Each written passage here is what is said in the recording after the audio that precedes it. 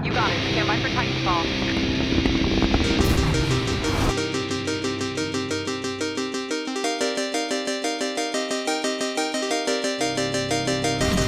AI offline. Pilot mode engaged.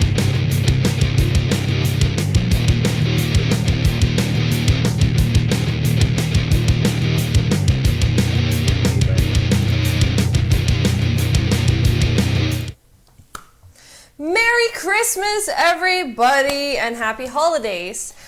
As you all know, I'm She-Wolf, your host of the 26th episode of the Console Corner, and bringing you guys all, or at least hopefully bringing you guys all great laughs and lots of smiles before Santa brings everyone all the amazing gifts that I'm sure everybody asked for. So we'll have to wait and see. Hopefully we get what we want, but we never know.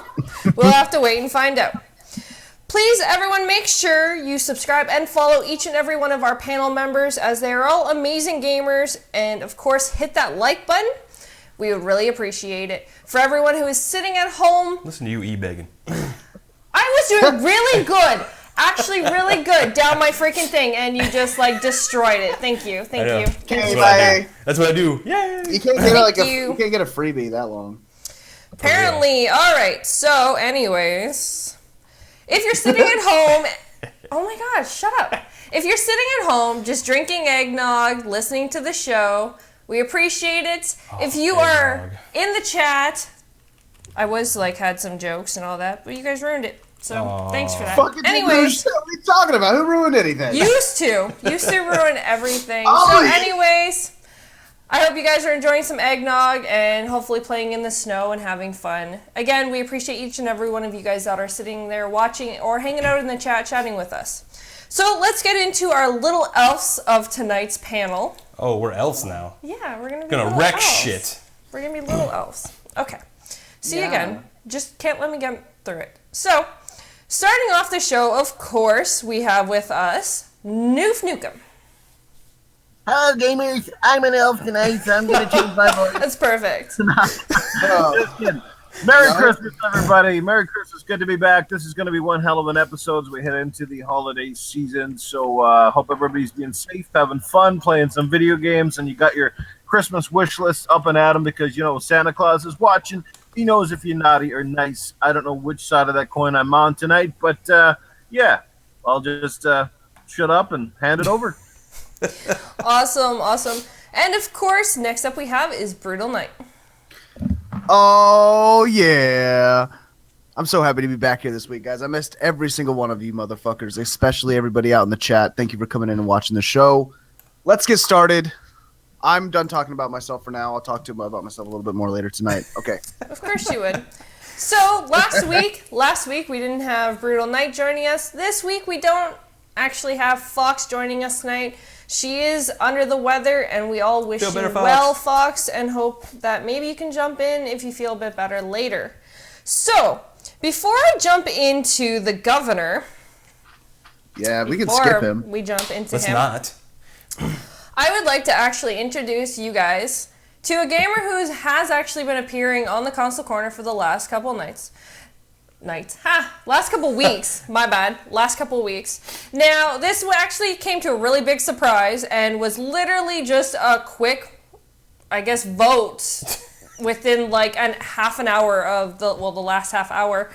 And we officially now have Mike Odell, who is the official 6th member of the Console Corner. So, Mike, welcome to the Console Corner. Fuck yeah! Thank you very much. Yeah! In official capacity, really happy that you guys decided to keep me on, so I guess I must be doing something right. Guess so. It was a very big surprise to everyone, so I hope it is a great surprise to all of you. Merry Christmas for a little Christmas present. Merry Christmas to everyone. Gotcha. Whatever. Okay, so, anyways, last, of course, but not least, the governor. What's up, everybody? It's GKB, ready to get talking about these crazy topics we have tonight. It's going to be super fantastic. Can't wait to talk a whole bunch of shit. Let's go. Doesn't work.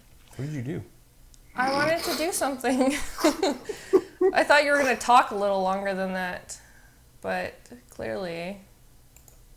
Yeah, fucking half-assed it. Okay, Sorry. Anyways. I see what you did there. Hey, you saw that? Yep. All right. As always, remember to keep those questions in your heads, because at the end of the show, we will be going to the chat and including each and every one of you guys with your questions that you may have for the panel or a topic that we possibly have brought up. So keep them in your mind and be ready to ask them at the end. So before we jump into the segments of the night, let's jump to the community clip. Yeah, what's up, everybody? It's time for the community clip of the week. This week's winner is Mr. Scrotums. We call him Wrinkly Scrotums, Old Man Scrotums, Harry Scrotums. He's got all kinds of names on community game nights. Super cool dude. Torn scrotum. Torn scrotum. So let's go ahead and play the clip. He's playing Forza Horizon 3, the new DLC. It's all snowy. Thanks, crap. I know. They're really cool antlers. He does some really cool jump here and jumps over cars and stuff, so we thought it was really cool. And showing off the new DLC. And it's winter, so it works for Christmas. Fits all the way around. Boom. All the amazingness. Hop that So, congratulations, Mr. Scrotum. You are our winner for this week. Thank you so much. If you guys want to see your clip on the show, make sure you shoot it out to us. Any of us on Twitter, Xbox, whatever you want, and we'll make sure we get it on the show. Thank you very much. Definitely. All right, so as a tradition on the console corner, something that we have always done, and that is, what has each and every one of these panel members been playing? Also, for all of you in the chat, what have you guys been playing this week? Have you come up with any new games? Have you found any ones that no one's really heard of? What have you been playing? Let's start with Mike. Well, I finished the Batman Telltale series. They came out with the final episode this week. So I played through that. It got me a little nostalgic. I got the Arkham collection when it came out, so went back and started playing a little bit of Arkham City after that. And other than that, I've been getting more into Dead Rising 4. The more I play that game, the more I love it. It's just so much fun, so much holiday humor, and I need that kind of holiday humor with all the craziness that goes on this time of year. It's great. I need, like, Christmas music. I just feel like bouncing around. I don't know. I need Christmas music. I don't have any, though. All right, so what about you, Noof? What have you been playing this week? I've been playing the Resident Evil 7 demo a couple of times, and you know what? I'm still stuck in that bloody house. I don't know if anybody else has gotten out of the darn thing yet, but I'm doing something wrong. Wait, been you're playing some sucking a Titanfall house? 2. What? He's sucking. Is that what he said? He's sucking a house? Fucking sucking house. Hashtag sucking house. I'm stuck in the house. Oh, you're stuck in the house.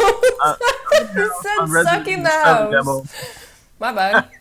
Titanfall 2, been playing that, and I've been playing some multiplayer here and there, and I just started that game, what the hell is it, that free one that's on Xbox Live right now, the scary one?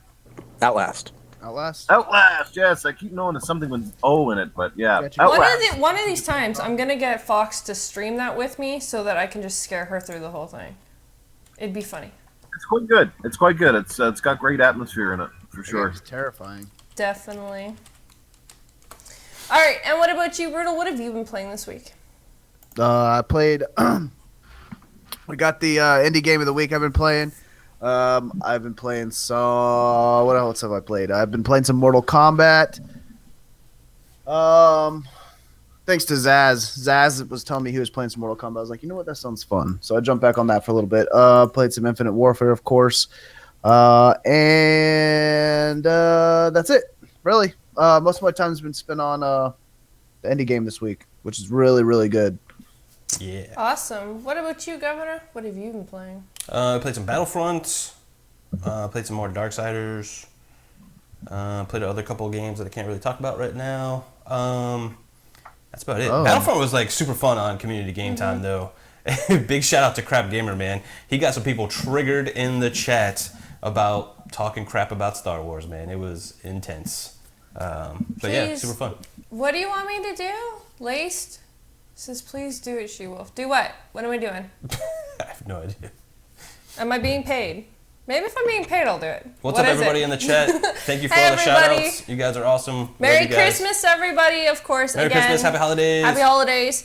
All right, so GKB kind of brought this up, and we're going to actually hold community game time will be Friday nights at 9:30 p.m. Eastern time because, of course, Saturday is Christmas Eve, and I'm sure everyone is going to be with family. So if you are not doing anything on Friday night and you want to get a little game in for some Christmas gaming, come and join us. I don't know what game it is yet, but we will figure that out, and we'll have some fun with that. Maybe I'll announce that on Xbox Nation. What game? So, for me, I've been playing, I was playing Warhammer. I was playing, Dead Rising. Dead Rising 4. I've been playing Dead Rising 4. And Battlefront, Battlefront. Yeah, I was going to call it Battlefield again. I was playing Battlefront on community game time, and I've been playing, I know I'm missing something. I was playing something else recently. What else was I playing? Don't know. Fail. Yeah, I don't know. I was playing something else anyways. So, because I can't remember, we're going to move on to the first segment of tonight.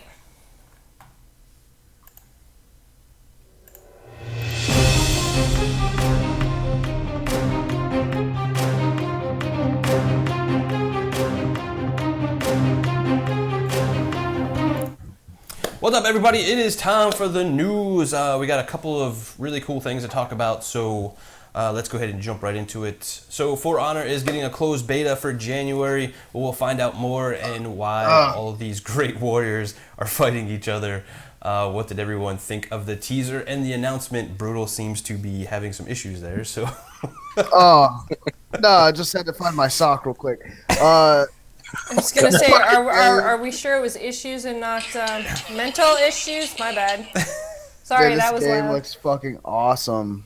The story behind it's really cool too. Like, did you guys catch what was going on? Yeah, Like, everybody's trying to start war again. it's awesome. It's awesome. I love it. It's kind of funny though, they kind of need to have war to play For Honor, because if there's no war, there's no game. Well, yeah, because that's the gist of it. It's the gist It's of it. kind of who is the better of the three major... How many war games and combat games have you ever seen where the main the game is starting because they want war, they want to fight? That's the fucking awesome part about it. Yeah. Which he's talking about the samurai and how skilled warriors they are, and it's like a travesty to keep them shut down. For Honor looks awesome. I unfortunately didn't get to play what was the alpha that they had originally. Yeah. I never got my code for some reason, so I'm super excited to get, if I can get into this closed beta. I'd really like to play it. It looks really, really good. I'm a big fan of the Vikings. I know a lot of people like the playstyle of the Vikings too. The idea behind it looks really good. People have had questions though about the longevity or the replayability of the game. What do you guys think about that? That's the interesting part for me, is the longevity of the game. I don't know for how long people would actually play this for. I mean, it's going to be one of those games that you have to keep up with the content, adding new characters and warriors and all that kind of stuff for it to be viable for any amount of time. Good. I could see this game having a really dedicated fan base just because it's different than what we have compared to other multiplayer games out there. I mean, most of the stuff that we have are first-person shooters. This is a third-person melee game.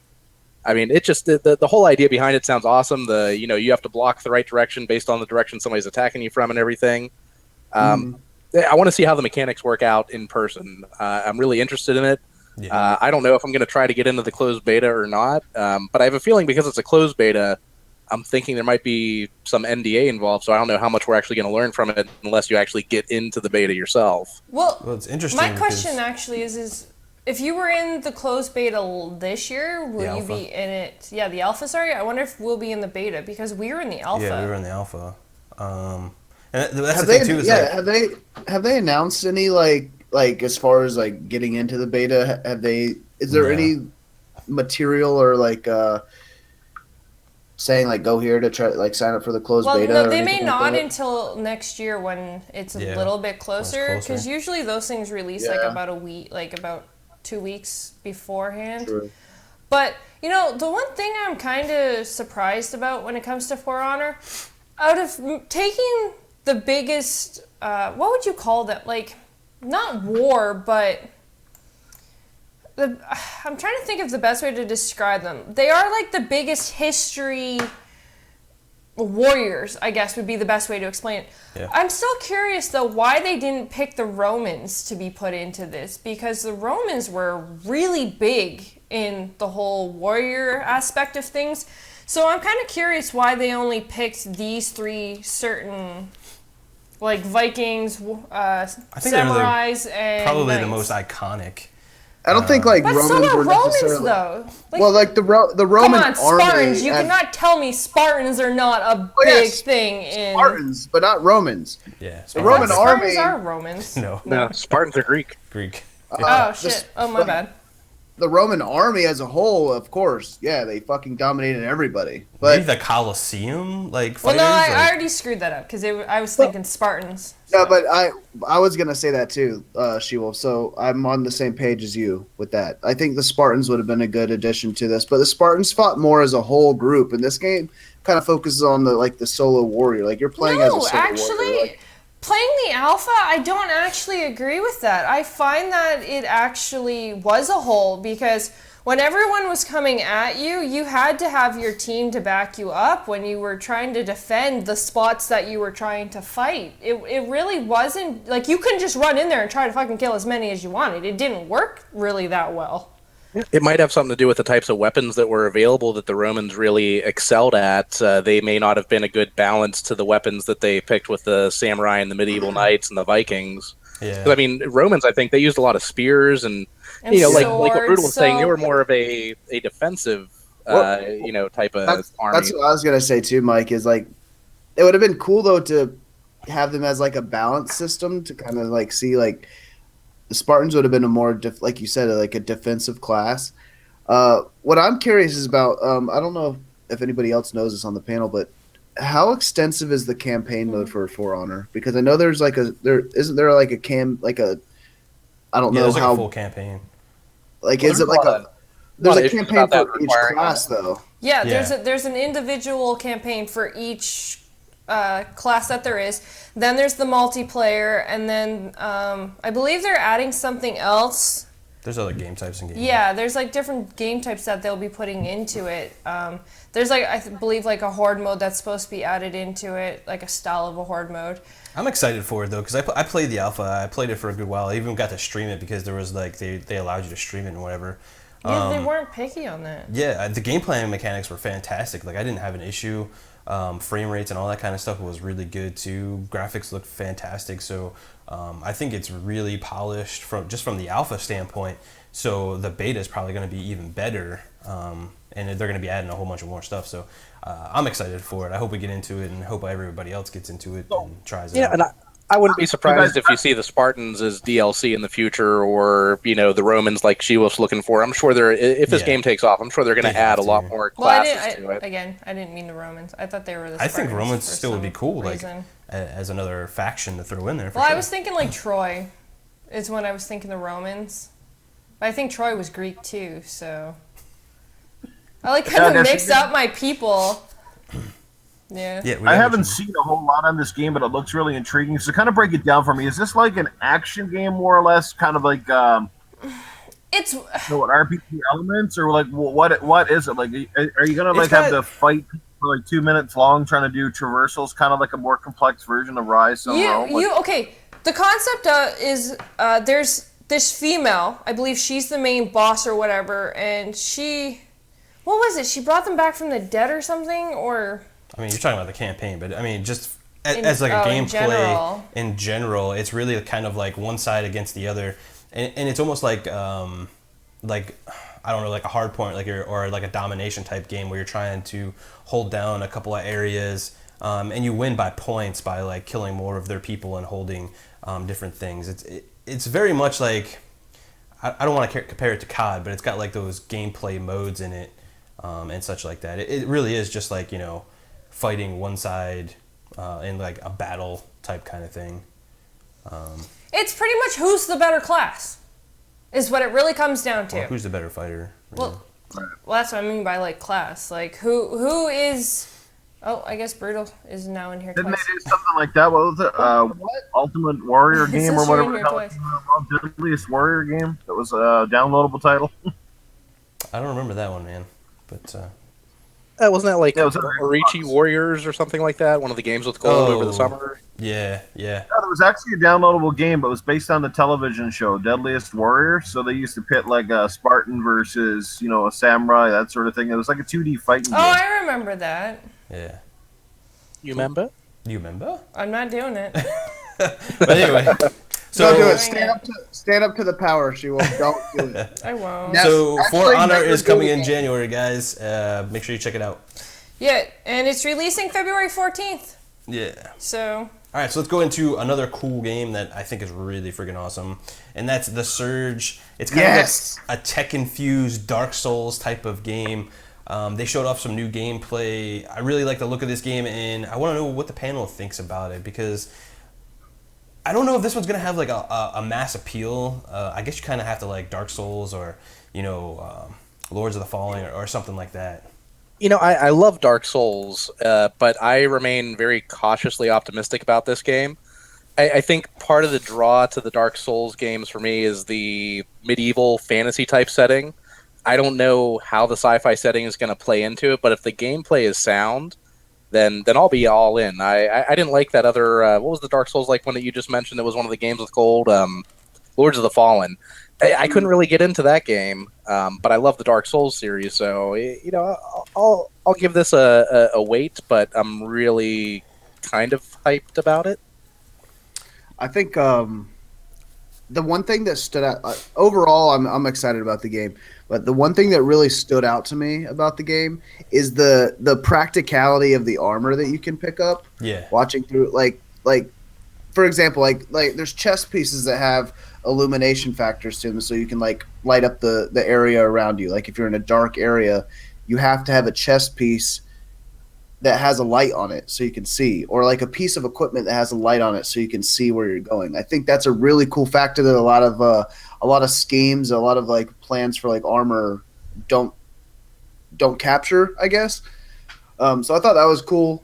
The combat looks awesome. I don't know. Have you guys watched any like the boss fight battles that or the boss fights that they had in some of the gameplay demos? I didn't see the boss fights, but I saw like kind of like mini boss fights, if you will. That was kind of cool and interesting. Like I saw one where like there's a big mech, right? And the mech comes out, and the entire time this guy's fighting him, he's doing no damage to him. But the second that I can't remember what he does, but he gets to a point where the mech like breaks down, and you actually have to break the armor off of the mech, and then you have access to like the vital parts of the mech that he's fighting. Yeah. And that procedural yet like free will style like fighting is cool to me. Like it I like that it's practical. Like you don't see a lot of practicality in games because it doesn't transition very well. So it's kind of risky, but it's kind of interesting as well. Yeah, I agree. I mean, I thought all the mechanics were really cool and remind me a lot of like a Dark Souls type game or Lords of the Fallen. And people in the chat are saying that Surge is from the developers of Lords of the Fallen, it looks like. So I'll be super stoked even more now because I love Lords of the Fallen. I thought it was a really good game as well. Kind of like Dark Souls light. But I had no idea that was. Sorry, Shigo. Go ahead. I was just gonna say I'm not really into the game. I can't. Okay. you don't like hard games. I'm not gonna say I'm not into the game. The problem is don't like to I die a don't lot. like dying constantly trying to beat one boss. Like I still don't think I beat the first boss in Dark Souls. I think I'm still I got Have you past beat- that dog thing that was there. Have you beat but- Have you beat the first boss in Mighty Number 9 yet? No, she hasn't. Wait, I beat the first boss. The fire? That's not the first one. There's one before Pyro. Oh. You can pick. You can It's pick. whatever you want. Pyro. Pyro, I can't beat. No, I have not beat Pyro. You can move on. Don't never say. Never say can't. Why didn't you tell me that? I would have moved on by now. Oh my gosh. She's both crazy. I would have moved on. I blame you now. Any other thoughts about the Surge? I thought the art style I'll take the Fifth Amendment. The Fifth Amendment? I don't know enough about that one yet. I'll have to research it. I must have missed the memo. No worries. But I think the art style is cool. I like the whole tech feel of it. The whole mech stuff is that- awesome. Is that a PlayStation exclusive? I think it's coming to everything, isn't it? Is it? Yeah, I think it's multi-plat. I don't know. I was just watching play. I was watching play. I guess what usually I was show doing games was on just PlayStation. PlayStation centric, but it was And for Nah, man. everyone, what's this game? This is The Surge. The The Surge. The Surge. It reminds cool. me of like a mix between Technomancer and Dark Souls. Yes. Yeah. Yeah. That's I a good definitely call. got that. It's Absolutely. a multi-plat, by the way. Yeah, it's a multi. Well, that's good. Developers is Deck 13. Exclusives are shit. So more power to multiplats. Spread the love, baby. All right, let's get into some other topics. So the rumors, leaks, and patents are ablaze right now with the Switch, as it's getting closer and closer. You know, this stuff's getting a little bananas at this point. But it seems that Switch might be supporting some kind of VR headset that they're making, where you can kind of put the tablet in front of the headset, kind of like Samsung VR or like the cardboard or anything like that. So what does everybody think about Nintendo's possible VR route that they might be taking? Do we know how big the tablet is for the Switch yet? Is it like 7 or 8 inches? Yeah, it seems like it's yeah, kind of Did like an they Amazon release- Fire. Did they release the actual dimensions of it, though? Well, we saw it on like Jimmy Fallon and all that kind of stuff. And Well, that's true, yeah. it definitely looks like an Amazon Fire type size. So it's probably about... like an 8-inch. No, I was going to say 7. A standard tablet is a 7-inch tablet, so... I don't know. That seems a little big to have it strapped on your face. So that's what my she first said. thought. But you know, what I'm most curious about this is, you know, from the patents that have leaked out, where the Switch tablet's going to slide into this Google Cardboard or Gear VR type headset. We've learned from other leaks that, you know, the tablet, when it's outside of its base, is going to have a downclocked GPU. So with VR requiring really good frame rates to prevent motion sickness, how good are these VR games going to look on the Switch? Damn, I mean, bro. is this going to be like less than Nintendo 64 type graphics when you're underclocking like that? That would be my concern. Unless the That's headset's such a gonna good be point. another That's- attachment. I don't know. That's such a good question, Mike. Like, I'm so glad that you thought about that, because that is a good question. I never thought about that. Well, unless I mean- unless you figure that the headset itself is kind of like a dock station, kind of like it has, and then it upclocks at that point, maybe. That's That's a good idea too. I think the only reason that you're getting the downclock in the GPU and everything, and sorry for all the hardware talk, She-Wolf, I think that's because you're not getting enough power. They want to conserve the battery. Right, So they if wanna conserve the battery. headset's going to provide some sort of power to the tablet, then maybe it can keep things at its optimum operating frequency. I don't know. I guess we need to learn more about it. But if it really is a headset that's not that you just slide the tablet into, I think that is pretty smart from Nintendo, because then they're not wasting a whole lot of time and money on research and development on a separate hardware headset. Yeah, it's pretty so- cheap to manufacture and develop and everything. Exactly. So if it doesn't take off, then it's not a huge loss to them financially. Right. I agree. Coming up from Nintendo, Super Mario Pipe Plunger Virtual Reality. Is that Unclogged toilets in VR. is that are those the two little like snap-on controllers, right? That slide onto each side. They don't have any like motion sensitivity to them, do they? I think they do. Do they? That's what I've Like, heard. I don't what know el- if it's what el- everything's kind of like a leak right now. So we right. really Here's we my don't know here's, anything. this is my train of thought. So like if you have those two tiny controllers, like Wii is already like kind of not I don't want to say mastered, it's still kind of glitchy, but those motion sensor like controllers that are like VR essential almost, like is that gonna have any kind of like utility to the VR portion of it if this is all true? Truthfully, Bam, if I could do that like emoji thing where you like slide down like you're like falling, or kind of like how Homer disappears into the bush, if I could, I would. Trust me, I would.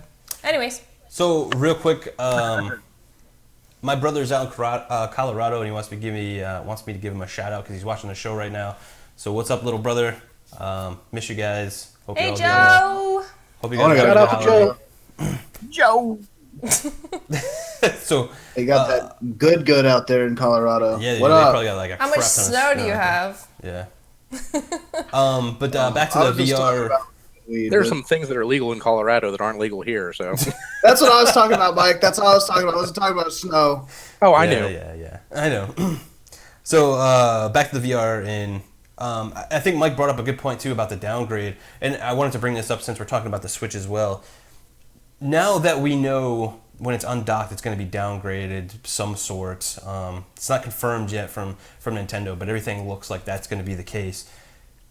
I have a feeling now that developers are going to be building games for the downclock version, which is kind of worrisome to me because I thought about it a bunch of times, and if the whole premise of the Switch is to be mobile and be out there in everybody's hands and taking it with you, I don't see developers developing a game for like the full power of it. Do you guys? No. Well, I mean, if they do it like what we're saying we can do with the Scorpio in the future, and like what's being done on the PS4 Pro right now, maybe there's a base mode and maybe there's a Pro or a Switch dock mode, Yeah. where it just loads in higher resolution textures. If they can, keep the frame rate stable and the gameplay is not impacted, if they just do lower texture resolution, that's going to save a lot on the processor. It really depends on how good they are at coding the game. This makes me a little worried about third-party support because that's a little bit more work and effort they need to put into it. But who knows if it's going to be on an x86 type of operating system. Maybe it'll be pretty easy to port a PC version over that has low-end textures and then maybe mid to high-end textures that could be loaded in, like the ultra settings that we hear about all the time on PC and things like that, where they just change the settings slightly and you don't get much of a performance hit, but more of just a graphical hit. Yeah, I'm just worried about because we also know that the Switch is also limited in the space as far as like expandability with hard drive and all that stuff, and everything's going to be on a disc format. So I just worry if space is going to be a premium. I mean, there's still more questions to be answered here. I mean, we're going to know soon. How are they going? Are they going to have their own VR style games, or are they going to end up porting that? over? Yeah, that's the other thing. Are these developers going to have to make ports to the little disc type things that are going to be going in this, or cartridges? Are they going to be making them into cartridges to be able to go into this, and like Mike said, putting something like that's like having a bigger phone on your face. Like, that's really big, and that's a lot of weight. These VRs that we've already been seeing already have a massive weight to them to begin with. And then now you're going to put something bigger? Like, I'm kind of curious what the headset would have to look. I think it's all about like the distribution of weight and the strapping and everything to keep it on your head. So I'm sure they got some really great engineers that are like thinking all those things through. But I don't know, man. I'm excited for the Switch. I still want to get the Switch. It's just the more we know about it and the more leaks that come out, I'm just kind of like, what are they thinking here? Why are they thinking this? The more we learn, the more questions we have. Yeah. But think of it this way, guys. Essentially, what we are looking at is more or less a tablet that has a docking station, which reduces the power consumption. Citizen kind of pointed it out in the chat. I can definitely see them running the games in a portable mode, like with a lower resolution. Mm-hmm. And I guess second of all, you look at the games that are on the iPad or the Samsung Galaxy right now running off the Tegra chipsets, and they look fantastic and spectacular. And generally, you're getting 4 or 5 hours of game time with games that, in some cases, almost look as good as some of the current gen games that we're playing. So I don't think it's going to be a big issue. I think Nintendo knows what they're doing. They're going to cater to a more of a portable audience, and we'll definitely find out more in January. But I don't think it is going to be that big of an issue, and they're going to make games that are tailor-made for this sucker, and then they should run pretty well. Yeah, I mean, if they use a mobile processor in it, then it won't use that much power, but then it's not going to look that great when it's in the dock either. Yep. So it's a lot of questions. Are they using like an ARM chipset? Who knows? Right. Well, I mean, they are using an ARM from the leaked specs, but how much focus? Oh, okay. How much do they want the focus to be on the mobile / VR side of Switch? I know the mobile factor is huge. I mean, that's their entire release commercial they did for it was all about being mobile. But I I don't know, man. Like, it's 200 or whatever the price point's going to be. Is it worth the? I guess that's That- the biggest factor, like the price point, honestly. Yeah, like the price point's going to make or break this. It's ambitious, it's cool, but at the same time, it raises a lot of questions and some concerns to be. In my opinion, they're concerns. So. Yeah. I don't know. I think at the end of the day, there's just still more questions to be answered. But I think they're having an event soon. I think in January maybe. They're going to be showing it off and talking about a whole bunch of it. And then I think the release is still going to be in I March. can see it now. Graphics in the docking station are Wii U comparable. On the road, you've got 80s Game Boy. I hope not, because I really want this thing. So I hope love the it's- 80s Game Boy, though. Well, I guess that's a good point. Back to Dot Matrix. All right, so let's go ahead and move on to another news topic here. Is Mike Ibarra was asked on Twitter about custom gamer picks coming to Xbox. He stated they're looking into it, and I wanted to know if the panel thinks this is a good idea, and ultimately, will Xbox allow custom picks? I could see a That would be whole awesome. lot Oh my of God. bad Fuck things. it. Oh my God. Bad things. Hold on. I don't want to see I any just- dick pics showing up in my For real, right? profile. Exactly. I want to say one thing. Happy birthday to Mike Ibarra. Because it's actually his birthday today. Happy birthday, Mike. But, No one really cares about that. Let's talk about custom gamer picks. wow. Um, Anyways, custom gamer picks are fucking awesome. Yes, do it. Do it. it would be awesome, but are they going to monitor it? That's the question. Like, They'd have to. They're absolutely going to monitor it. Yeah. There's no dick swinging on Xbox Live right Absolutely now. So not. though I guess technically they could, because like the way that they approved, like you can upload images now into your DVRs and stuff on your Yeah, from your Xbox, PC and stuff. but it still has to be approved. For it to be shared, but it'll Yeah. still go up in there. Like you can pretty much Yeah. put up anything. But for it to share it, so I wonder if it would be that same form of process where it would still have to be approved by some. Yeah, like it's gonna because be. they can put. It has to be approved. Because think about it, like they can put some even a computer set up to where if they see anything that looks familiar to that form of image, then they would be able to stop it. So, like, maybe there's like a 24-hour wait when you submit the gamer pick Yeah. before it actually gets approved. Yeah. That would be preferable, because as a father, I don't want my son getting a friend invite from somebody who's like, showing some images the that my helicopter. 7-year-old shouldn't be seeing. Yeah, they do definitely have to think that there's still like I think- children and stuff playing this. I think as a whole, though, doing this is really awesome because we can see some really cool pics or artists doing some really cool stuff and showing off their kind of things. But Well, yeah, majority of us all have like our own avatars from- and logos that people from love Jay to. and all that, and showing them off and everything, absolutely. Jay, I can guarantee if this happens, you're gonna have a you're lot gonna more work, have a lot of buddy. work.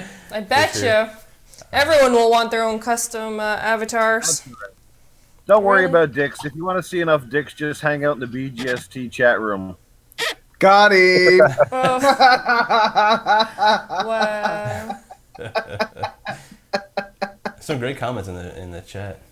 Like Bam's like, hell yes, gamer pick. I can see our good friend the Don. He'll do a new gamer pick and he'll change his name to the Dong.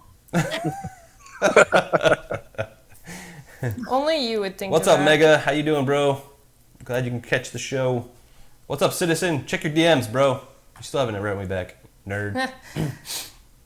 And of course, we have the random big guys in there. We got Crap and Mooch and Rand. Yep. All you guys hanging out. Merry Christmas again to everyone and Happy Holidays again. I'm going to keep saying that throughout the show because, hey, it's Christmas. Hey, while we're doing shout-outs, shout out to PTK Blam for having me on the 50th episode of the Shop podcast this past Saturday. Everybody should go check it out. And it's Congrats. Blam's birthday. And it's Blam's Oh, birthday. happy birthday, that's right. Happy birthday, Blam.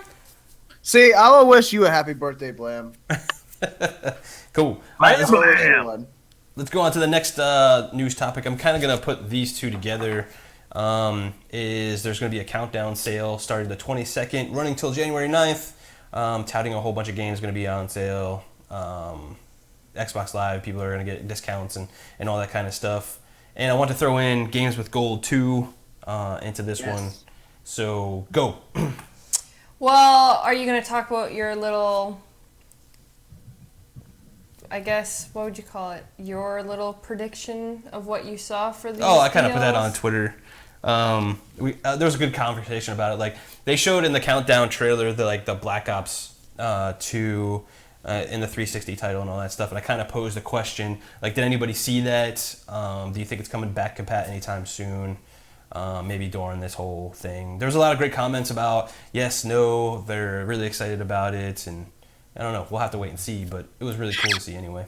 I still think like they still sell plain 360 games, so I could still see it just being on sale because it's a 360 but just because game. like Black Ops 2 came out so long ago, and just for them to put it like up front into the thing. Well, I guess that is kind of weird, but what's up, Soski?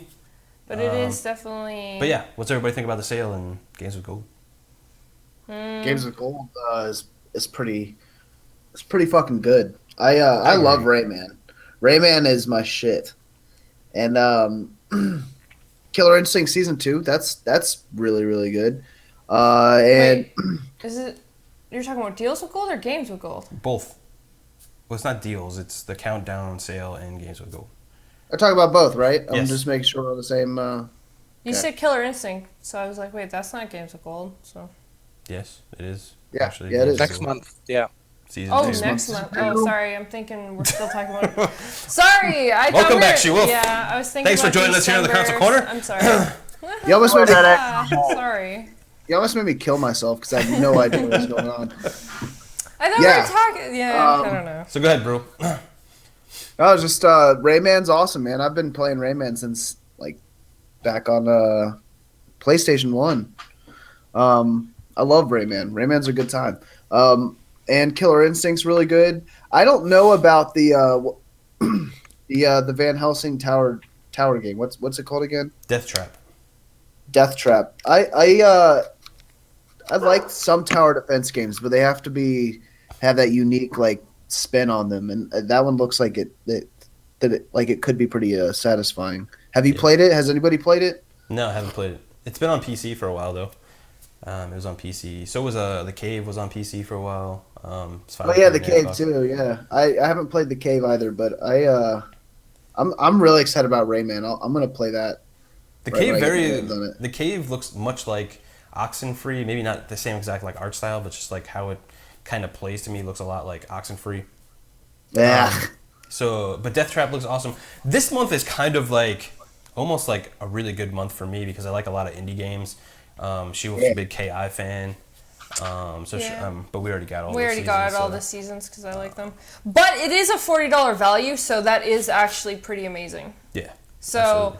that is definitely when you guys are going, whether you play it or not, pick it up because usually this sells for $40. So that's a pretty big, like, in my opinion, that's a great deal. What's up, Megatron? Alan, how you guys doing? But Rayman was good though.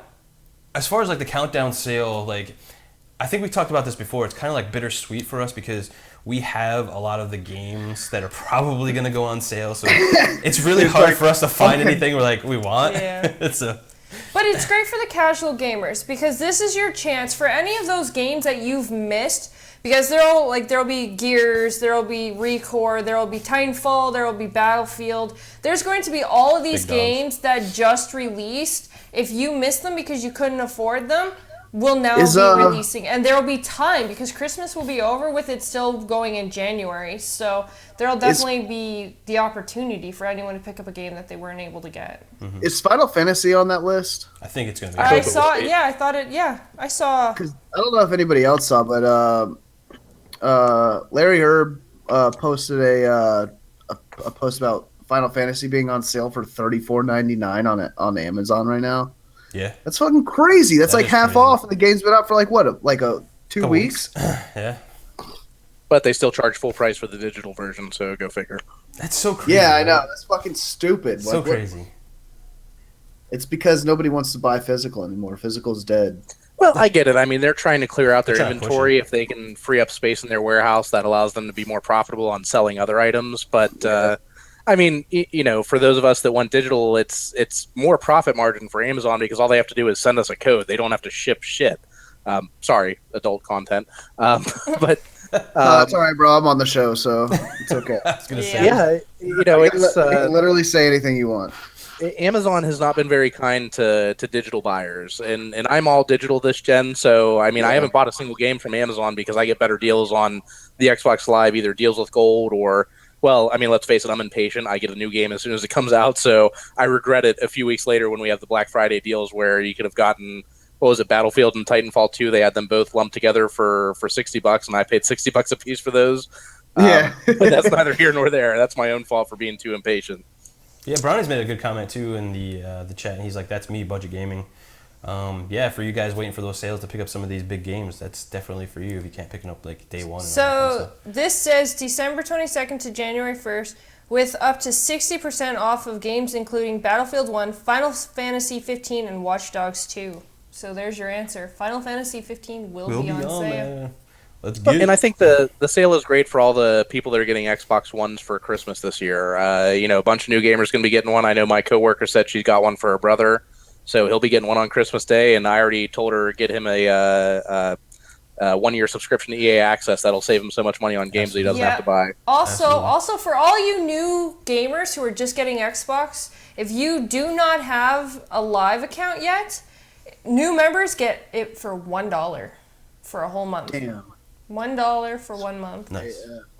Good stuff. Support for your early adopters there, I'm I gotta telling be you. spending all my money on PlayStation 4 No, games. you hit it right on the head earlier about like I said, the casual market and people just jumping into the Xbox. For us, a lot of the games we'll probably own them by the time they come out free on Games with Gold, and that's cool. But I talked to a parent just about a week ago who said, yeah, they picked up their son an Xbox One for Christmas, and she said, but I don't have a lot of games for him. And then I actually described Xbox Live and Gold, and I said, do you have that yet? And she said, no. And I said, well, here's the deal. Here's why it's worth getting. And I described the free games, and she went, oh. She's like, yeah, that definitely sounds like something I should invest in because I think there's lots of games he would like to play. So there you have it. I think there's going to be a lot of people in that scenario over the Christmas season and beyond. I would love to get Final Fantasy 15. I agree with Rand though. Pretty like every game goes on sale 2 weeks after release. They really do. That's For the a most great part, point. I mean, yeah. And they also make a good point here. They say that there will be daily deals and the weekly deals. So make sure you're checking every day because a game that you may want may come on sale for only that day. So you may want to actually keep that in mind as well. So it's definitely an amazing offer that they give to gamers. So make sure you keep up with it and check it out. Any other comments about this topic? Well, I will just say they did a comparison of Xbox Live versus PlayStation Plus the other day. I think it was on IGN. And they compared it month by month and said which one is the better value. But here's the thing I didn't like with the article is the fact that for the PlayStation Plus, they add the games for the Vita as well. So if you look at the comparison, most of the value that was extra for PlayStation Plus was only because you're getting the extra Vita games. So very comparable on both platforms. But the other thing I will say is that Xbox Live Gold tends to give you a lot more AAA games, whereas PlayStation Plus is a lot of just indie titles, basically. Yeah, this year has been, pretty good year for Games with Gold on Xbox. They've done quite a bit, giving us some good. I mean, there's been some bad months too, but for me, like every month getting a free game for my subscription, I think is fantastic, whether you like them or not. Like, they don't have to do that, right? In the bad months that everybody complained about, they were like September and October. I mean, that was when Xbox had their biggest exclusive launching. Yeah. They didn't want you getting free games. They want you going out and buying their new games. Absolutely. I agree. 100%. All right, let's go ahead and get into the big topics tonight because I got a lot to talk about there. So back to you, Xshewulf. That's so my saying. I have that copyrighted, by the way. Nope, you will hear from my lawyer. Not true. Bro, do that. Do it for real and actually sue him. Do it. But I would just be suing him for my own money.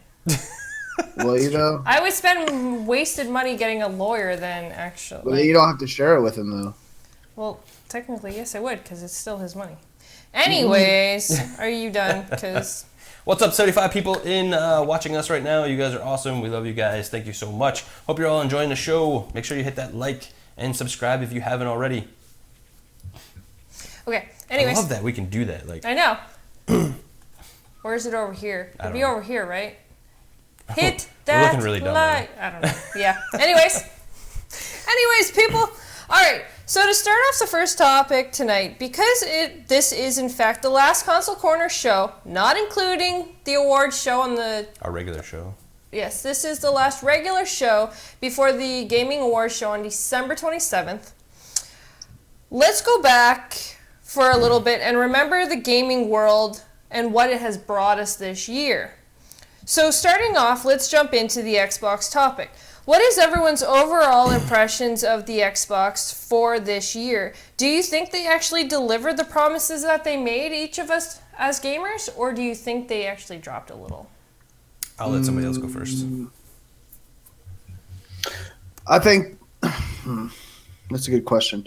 I think they delivered for the most part. I mean, I think that we've seen a lot of reaction to what the public has asked for.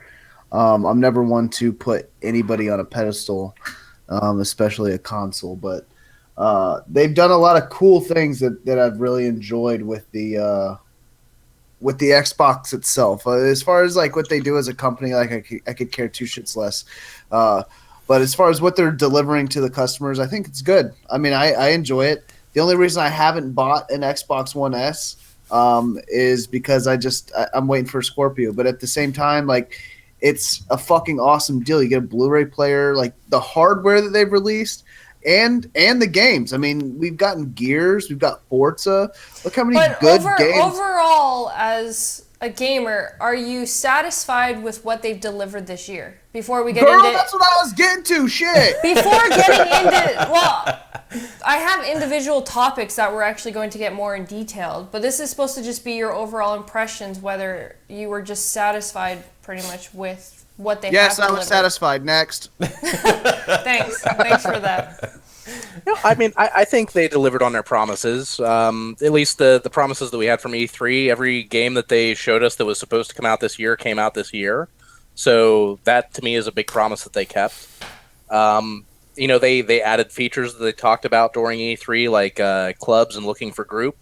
Those features came to fruition, and they're working rather well. I haven't had any problems with them, so I think that that's great.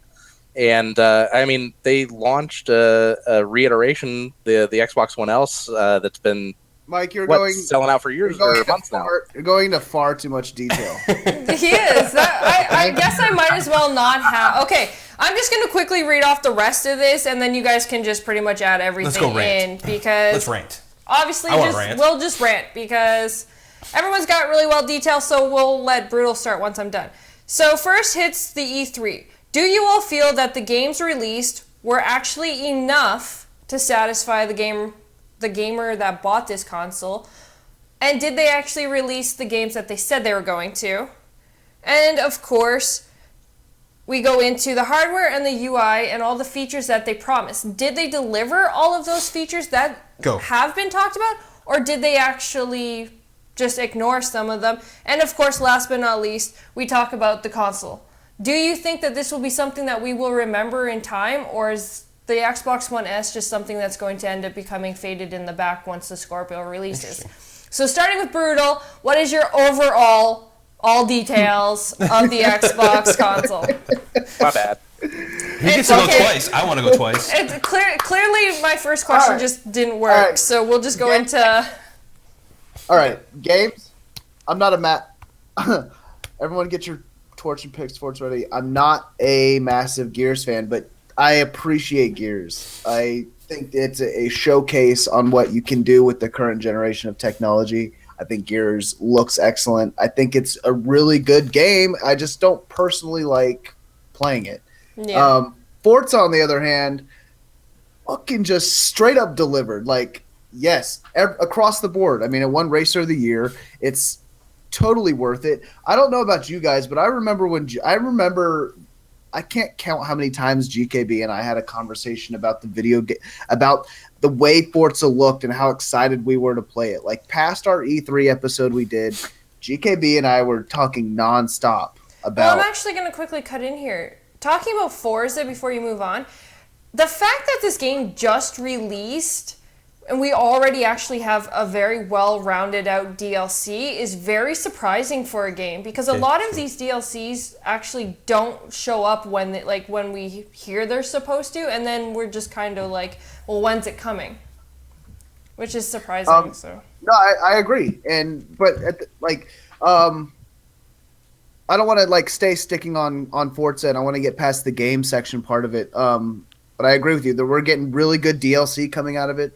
We've gotten continuous good gameplay out of it. Forza's a good game that has a lot of replayability to it because you have so many cars, so many different what's the word I'm looking for? A broad spectrum of playability to the game, right? We got Quantum Break. That was a love it or hate it game. We got Recore. Everybody was looking out for Recore. I mean, we have a lot of exclusives that came out for Xbox, and that's you can't argue that. Fuck you if you think you have any argument against that, because you don't. As far as hardware, the Xbox One S crushed it.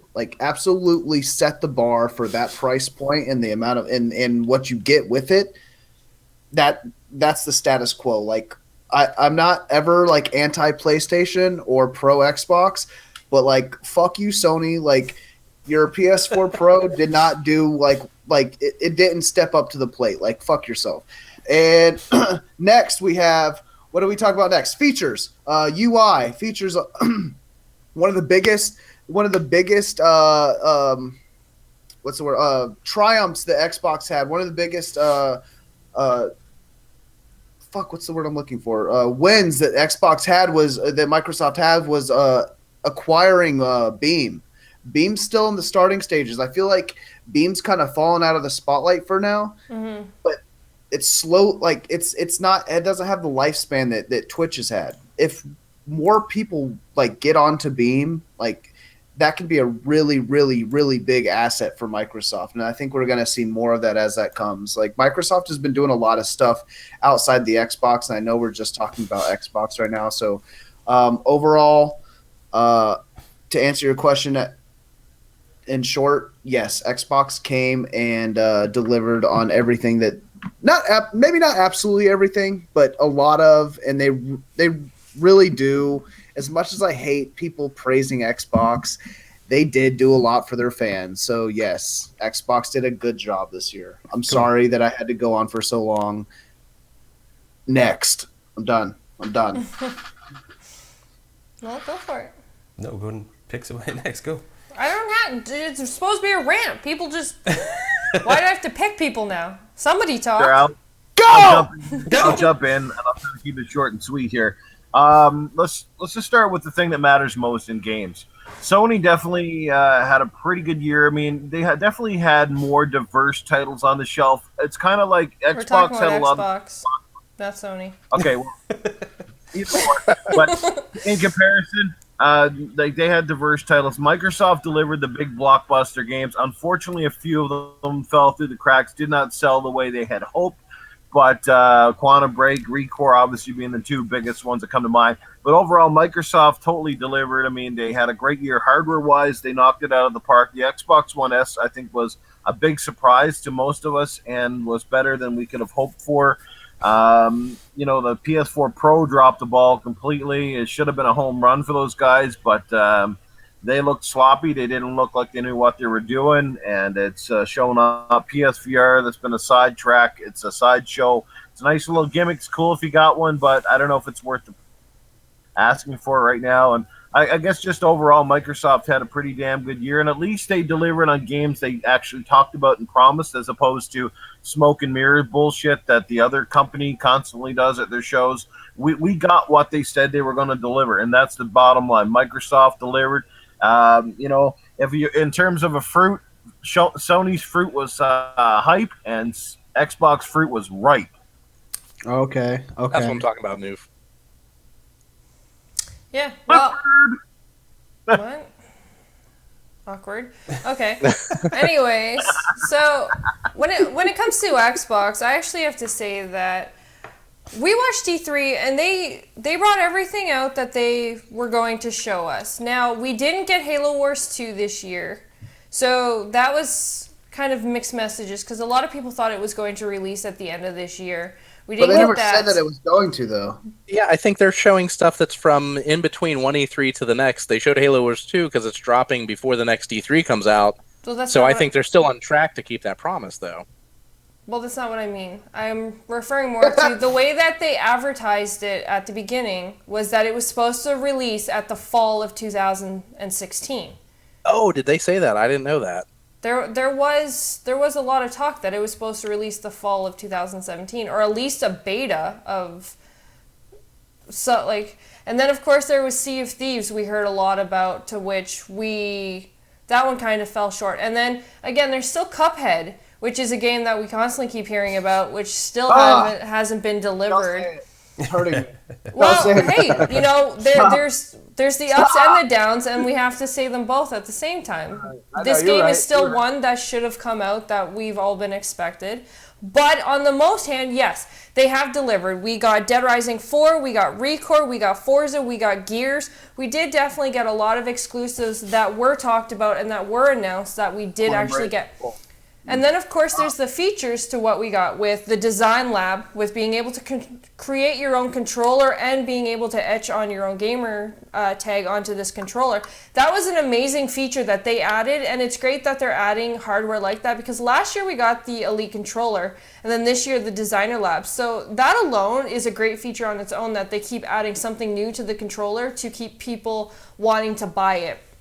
Yeah. And then features itself, with doing the Insider program that they did, was amazing for allowing us to be able to see the new features that were coming with, like you said, Beam. Soon enough, we will be seeing that Beam will actually be able to be streamed with Xbox One, which will be amazing. And then, what the heck was that? I was just saying, yeah. Sorry, I was yawning.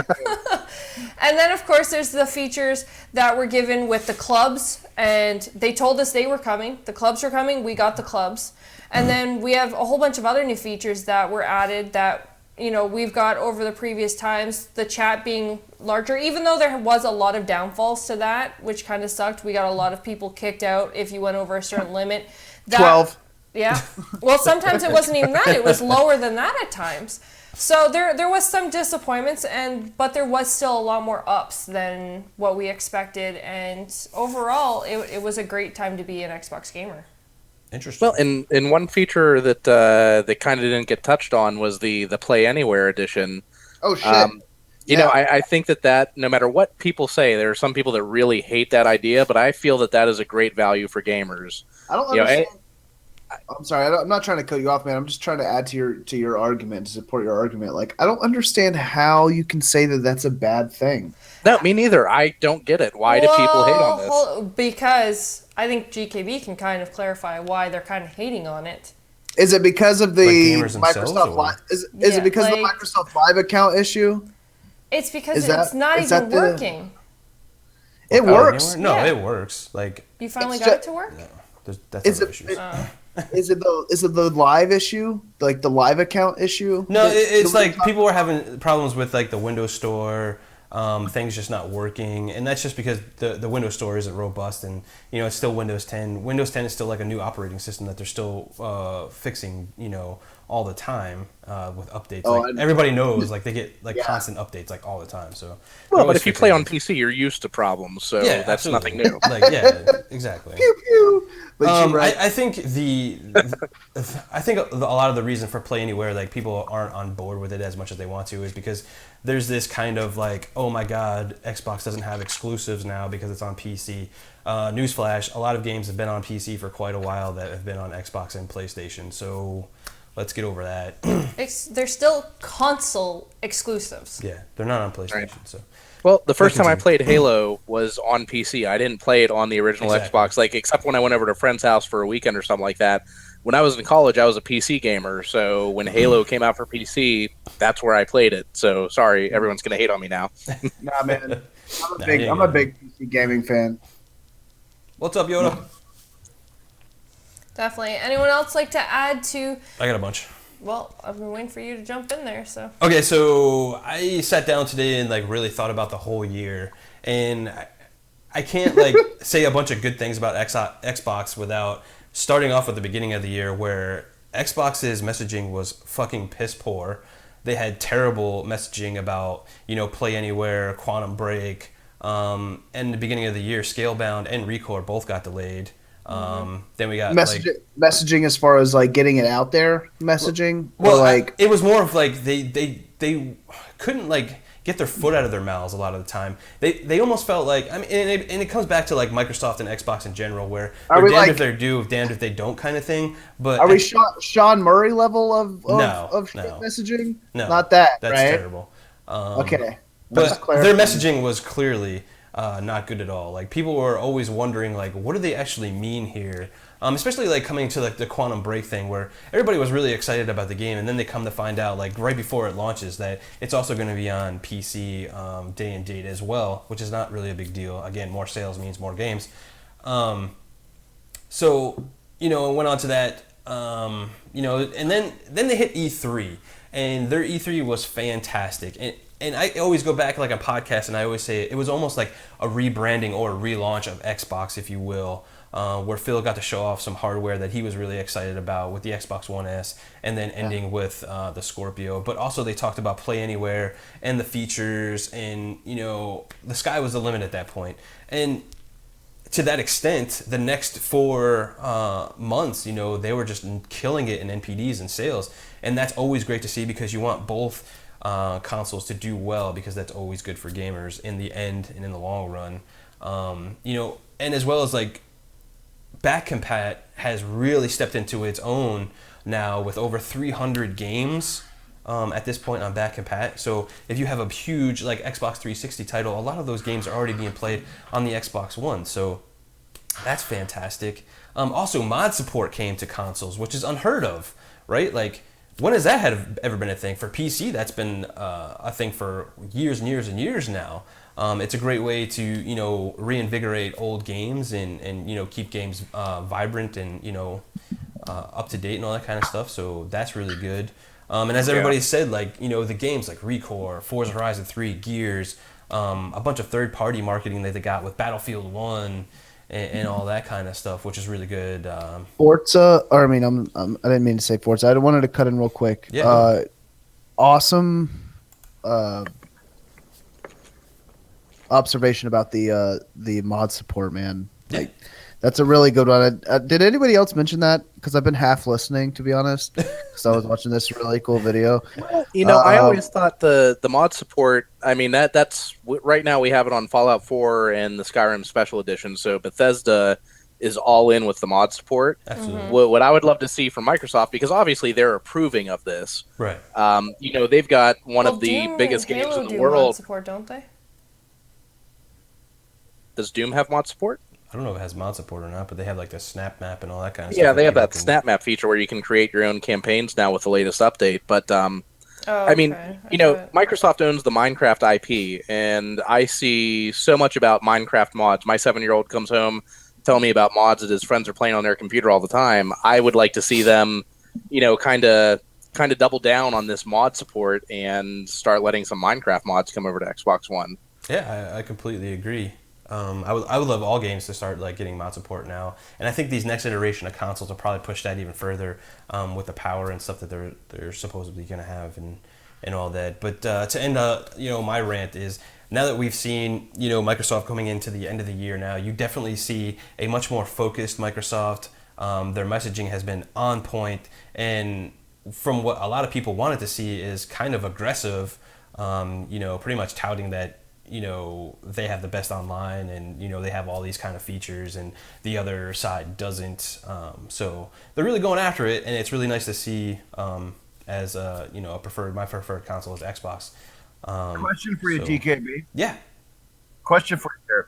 Do you think that some of the upper heads at Microsoft are actually paying attention to the podcast and some of the things that you guys and other podcasters have been saying? Because I just find it relatively ironic that there was a lot of things preached over the past 6 or 7 months that you guys were saying that Microsoft should be doing, and I find it funny that like weeks or so later, all of those things they started doing, it's as if they finally woke up and said, "Hey, it's the bread and butter of our community that friggin' we're the people that they really need to listen to more than anyone, because we're the ones with the pulse and the heartbeat on this industry." I agree. I would like to think as a YouTube and content creator, I would absolutely love to say that Microsoft is listening to all of us. I don't know if they are or not. I can't really say yes or no, but I would love to, and I think they are to some extent. Maybe Twitter, social medias, and maybe checking out a show here or there. But I think it's all of us in the community that we voice our opinions. I think the Xbox fans are really critical of Microsoft, and Microsoft knows that. So they tend to really listen to us when we don't like something. So that's always good. And of course, they do have their forums on the Xbox.com site that they do actually pay attention to as well. So people have opinions. Go to their website and actually voice your opinion on their forums as well, because they do read them. Go vote on some backwards compatible titles too. That too, you can vote on your backwards compat titles. I want to Still waiting for Ghostbusters. Introduce Phantom. He hopped in to join the show, but he's kind of muted right now. So hopefully, there he goes. What's up, bro? What's happening? I was just sneaking around listening to you guys. Thought I'd jump in and throw my 2 cents in there, here and there. But so how'd you think Xbox did this year, man? Compared to the year before, they knocked it out of the park. I mean, they're slow out the gate, but everything that they said they wanted to work on, with a few little hiccups as far as strengthening their live, new IPs coming out, supporting the indie developers, everything with even the preview program. I mean, I've seen a lot in that since I'm part of the preview program, or whatever they decided to call it now. Picking up Beam, so we're gonna eventually see Beam integration. Yep. So it looks like they're actually listening to us for once and trying to give us some things that we would like to see as far as Xbox goes from for 2017 and beyond. What's up? Go ahead, Phantom. I'm sorry. I didn't mean to cut you off. I thought you were done. Oh, no, I was just saying, because, I mean, you look at the launch of the X1, Fatbox 1, and everybody was, like, on it about, oh, my God, we have to be online, we have to do this. So, constant online with the Kinect or, all that stuff, no games for it. And then beginning of this year, they switched gears, started paying attention because they saw their sales slipping and said, hey, these are our people, we support them, they support us, so we're going to try to give them what we can within reason, and a good product, not half-assed like some others out there right now. No, that's a great point. I mean, the Xbox One S was a great rebranding for the system as a whole. Yeah, I agree. Awesome points. Nothing will make you improve faster than watching your ass get kicked in the financial department. That's true. That is true. You will turn it around quick, fast, and in a hurry, for sure. Do you guys think that the Beam acquisition is gonna be worth Microsoft's money in the long run, or do you think a bunch of young kids just got to ride for nothing? No, I think that the tech with the low latency is worth the acquisition, whether Beam Even the interactive, blows up or whatnot, but even the interactive, even though it's not as popular and with a lot of games right now, it is something that could definitely bring a lot of focus into people watching games if they can interact with the person they're watching. Xbox almost every day has a stream on Beam. Dude, I love just spending all of my Beam points. What are those called? Beam points? What are the points you have? Yeah, just fucking up that interactive gaming. I just that's all my points get used on that. That's all I use them on. Nice. It's just ruining that stream. But well, and right now my office, they haven't blocked Beam from the internet browser, so I can watch streams on Beam. But Twitch is blocked, so by all means keep using Beam. Keep using Beam. Definitely. But honestly though, I mean, I think that tech, the low latency, like what GKB was saying, Beam is awesome, but who knows what they have plans for when it comes to that tech in the future. Exactly. I mean, there's a lot that can be done with that. That might be some of the reason why some of the speed and everything's been increased lately too. They probably that's a good point from those guys. So never know. Definitely. All right. So if you've ever tried to stream from your Xbox with the Twitch app, that is the most horrible thing in the world. So I think with their acquisition of Beam, they decided, hey, we can get more of our players that actually want to stream and don't have the money to afford a Elgato or, something like that. And with the low latency of Beam, they can get out there. We can get more content creators out there streaming more of our games and everything else. So that might be on their mind as well with this whole Beam situation. Definitely. Awesome. But all right, so we're going to actually jump into the second topic, which is pretty much the exact same layout as what we just discussed, but this time we're actually going to jump into PlayStation and whether or not you feel that being a gamer for PlayStation is well worth it. Did they deliver their promises from E3 and so on? And would you say overall, how was their year? I think in the beginning of the year, PlayStation was firing on all cylinders. They had the best marketing. They were pushing the console. They were pushing, the hype like crazy. They could do no wrong, honestly. They also released some of the big console sellers for them. They released I wouldn't say Ratchet and Clank's a big console seller, but it's a really good game. Ratchet and Clank, Uncharted 4 dropped. That's a big Sony game right there. But after that, it was kind of a weird thing that happened with Sony, and things their messaging just got lost and mixed up, and I don't know if it was like E3 with Xbox. It was that fucking cancer Sean Murray. He ruined everybody. I don't know. Well, their focus has been split between too many things. Yeah, that's kind of what I was going to get into. Around with E3, and then they knew around the corner they were going to have the PS4 and the Slim launch. And then they're pushing PSVR, and I think to Mike's point, what he just said is they were just pushing a lot of tech this year, but not a lot to back up the tech as far as software goes. We did get The Last Guardian. They did promise that came out. Yeah. No Man's Sky came out like they said. If you hated it or liked it, whatever. But it did still come out that they promised it was going to come out. But at the end of the day, I think towards the end of the year, it became more tech focused and all about the console, and I think they kind of lost their messaging as far as gamers and what they really want. I'm not saying Sony doesn't have games or anything like that, but some of their big hitters still haven't come out yet. Gran Turismo got pushed back. Yeah. After the first half of the year, like what you were saying, they came out with Uncharted. That was a big hit for them. But then, what did we see at Sony's E3? There was the big push for VR, and we saw a lot of CGI trailers. Yeah. So a lot of games that aren't coming out within the next year or so. They're definitely not. A lot of those are not coming out in 2017. I will give them this though.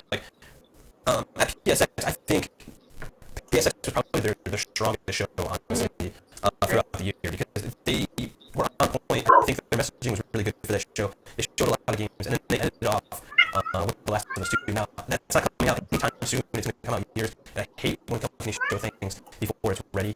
But at the same time, The Last of Us is a huge series, for Sony fans.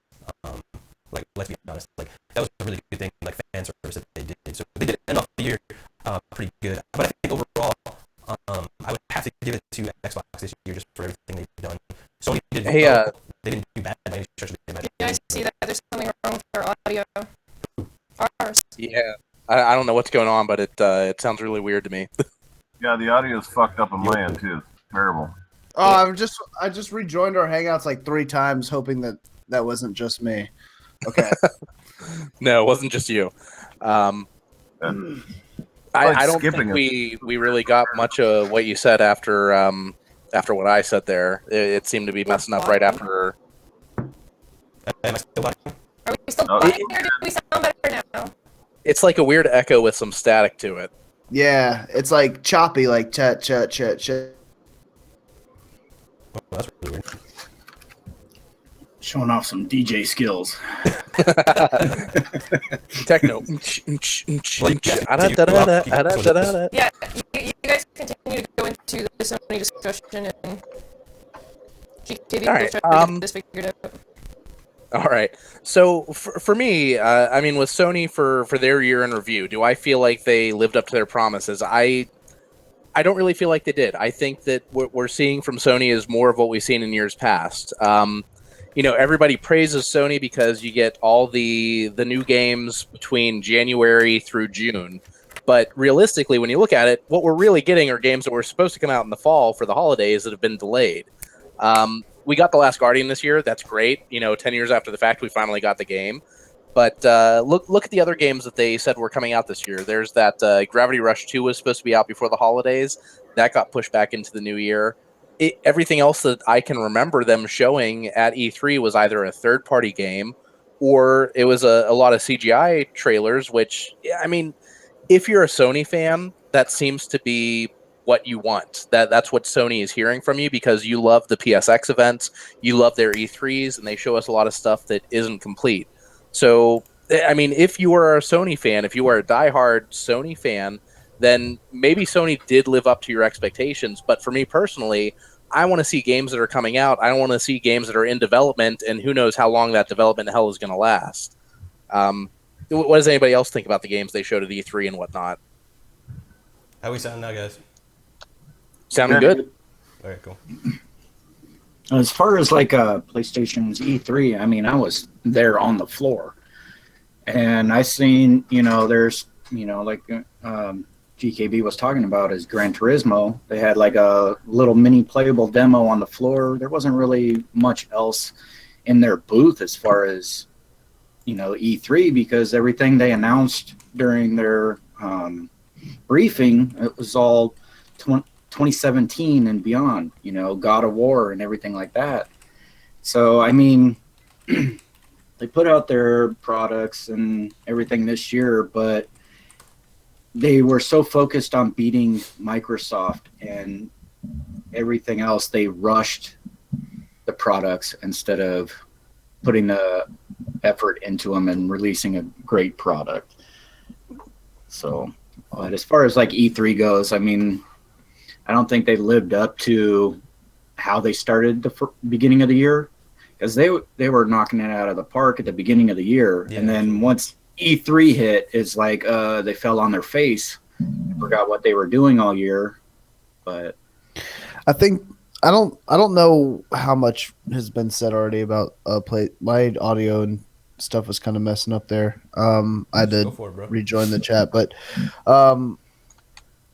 it feels like so. And I hope everybody takes this with me trying to be unbiased as possible, but just from the way I perceived like PlayStation's E3 was that they knew that their hardware wasn't going to stack up to what Microsoft was going to be presenting. So they overemphasized CG. Well, yeah, but they overemphasize these games that aren't like, we're not seeing any of the games that they showed aside from these piss poor, like paltry, like titles that like. Let me ask you this, I guess. How many of the big titles that we saw coming from E3 from Sony have we seen, or are we going to see even as far into like the end of next year besides Horizon? Well, I mean, and I'm sorry. Let's get Gran Turismo in there too. Aside from that, like other than third-party stuff, I mean, I can't think of anything that has a defined release date other than Horizon Zero Dawn.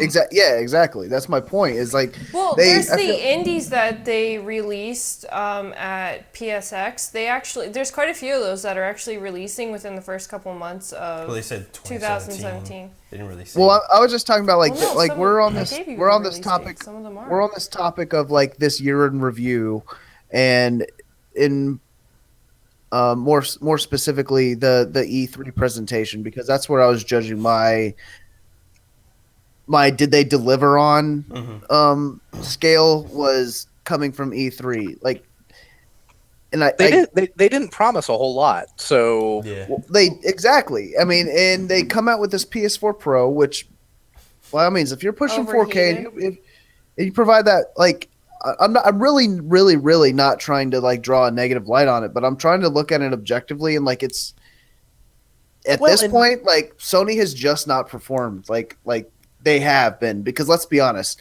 Sony has absolutely just wrecked in the past. We didn't even learn about the PS4 Pro until, what was it, early October when they had their reveal event for it. So it's not like they promised that early on in the year. I mean, PSVR was their big promise for this year. How great is PSVR doing right now? I mean, that pretty much shows you, did they live up to their promise? You know, that's my own thought about it. How many PSVR units have they moved? I agree It with doesn't that. sound like they're doing that great with that. No. And I don't blame gamers for not jumping on that train. Especially for I the mean- cost of it. Like, that's really expensive to buy something that doesn't really have as much detail as we should actually have. There's not many games either that have fully released with this VR. If The you think cost about like goes into my argument too, though. Like the VR is not, and we've said it a million times. I don't even like. I almost don't want to say it again, but I will for the sake of this conversation. Like VR is not ready for like the consumer. Like No, and- the VR right now stands for vomit rocket instead of virtual reality, from what I've heard. I think though VR, if you're into it and stuff, probably would have done a lot better if, you know, Sony fans that already had a PS4 didn't also have to think about, well, do I want the Slim? Do I want the Pro? Like, if well, we you're didn't right, announce and that that this year who and said wait that until earlier? next year- Phantom. Yeah. Was Phantom talking about like the just the spectrum of like products they're offering? Like launching I mean, they essentially rebranded them, not rebranded themselves, but they launched an entire new generation of products within what, a few months of each other. Yeah. Like Well, that's yeah, that's almost at the same time, man. What's that one GIF that's I see all over Twitter where it's All right, like the Mike, PS4 I'm gonna rollerblader stop- that's I gotta going stop past you real the finish quick, line? Mike. I gotta stop you real quick, bro. Sure. It's GIF. It's not GIF. No, it's a GIF. I'm It's sorry. a GIF. It's a GIF. It It's is a GIF. I do that. Oh my God. I do that, and Triggered. GKB gets so mad when I do All right, that. guys. I'm like, oh, it's All a right. GIF. It's Uh, a GIF. It's everybody in like the peanut chat. butter. It's freaking GIF. All right, I'm It's a sorry. GIF. Yeah, I agree. Everybody in the chat, if it's GIF with a hard G, put 1. If it's a GIF like peanut butter, put a 2. If you like She-Wolf and Mike, you'll put a 2 because it's. Oh, see, we got some 2. Nope. Nope. Oh, Oh, new Fuck video you. in our time. It is definitely. It's a GIF. It's not a It's a freaking GIF. GIF. So it while we're does waiting not for that- have a T on it. It's not a damn GIF. So while we're waiting for guys that, know what? anybody else need to talk about like PlayStation? All right, so my Well, opinion when it comes personally to the PlayStation, the beginning of the year, they definitely were. They have the marketing ideas to give something great. But as they were going throughout the year, they started to lack just a little bit with what they were actually contributing to us. They started confusing the consumer of what exactly they were trying to give you and what exactly this item was supposed to do. Now, their biggest thing was supposed to be the VR, but the problem with that is when it came down to it, it didn't deliver the way that it was supposed to. People were getting sick from it. There wasn't as many games for it, and it lacked, and there wasn't, in my personal opinion, not a lot of detail. There's so many chords with it, and there's just not enough of it that people really understood. And I think they put too much effort into this, where it was just too early in its time to actually release the VR yet, and they focused too much on that this year, and I think they shouldn't have done that. They should have focused more on the PS Pro and bringing that out where it was successful, instead of having the issues that they have been having with the overheating and not working with certain TVs, which also became the downfall for them.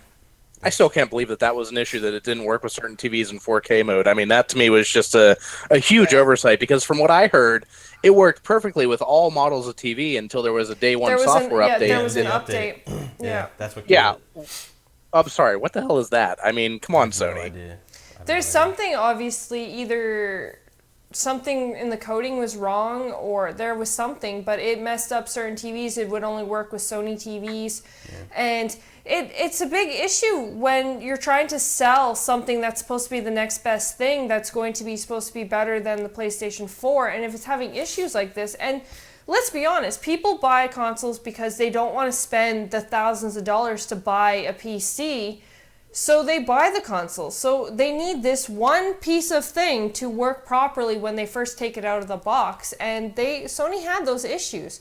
Now, if they get it figured out, then yeah, it can be a great product. So I'm not trying to put it down in any way whatsoever.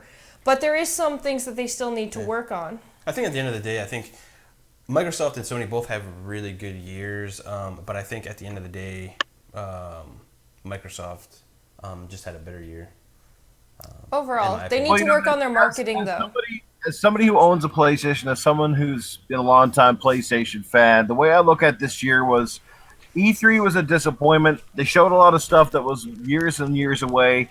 I think Microsoft really stole their thunder. They thought they were going to come in with a lot of their announcements and blow people out of the park, but I think the Xbox One S and then the reveal of Scorpio really set them on their heels. And because, I mean, you look at Sony, they weren't even talking 4K very much, or they weren't talking HDR basically at all until Microsoft brought that front row and center. And now all of a sudden, their narrative has completely changed.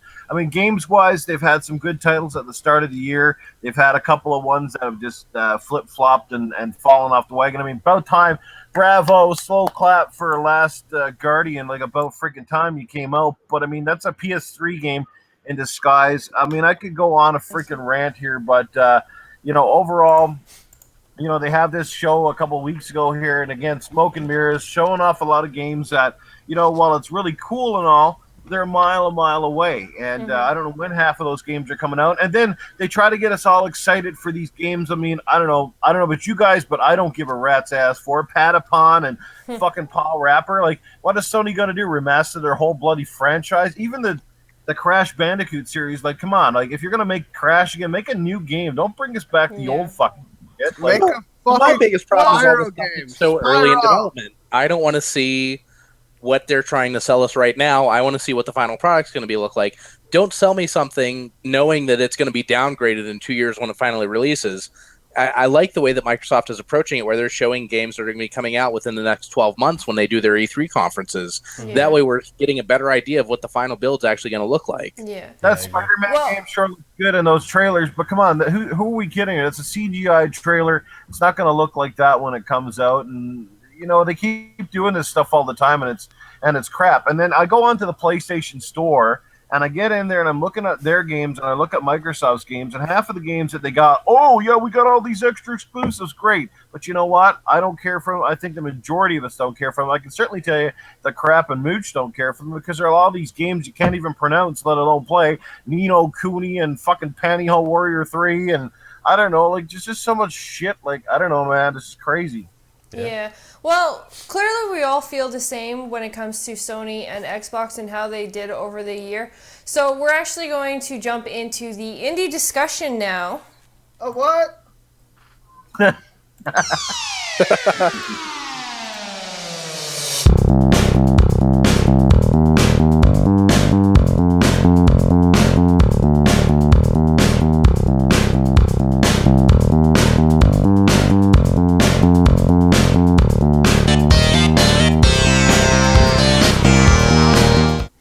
Take it away, Brutal.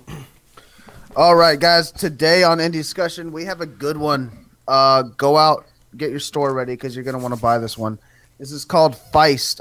I believe it's pronounced Feist. I'm not sure. Feist, exactly. It looks like Feast. Yeah, but I'm pretty sure it's Feist. But anyways, yeah, it's if you can't tell by the graphic that's up on the screen right now, it is a...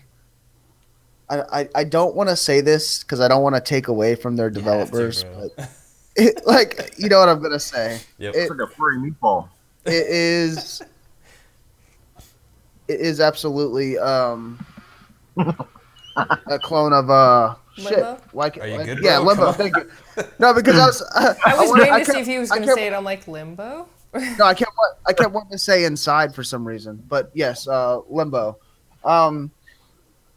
Aside from the fact that the physics are awesome, the puzzles are a lot more organic in this game than they were in Limbo.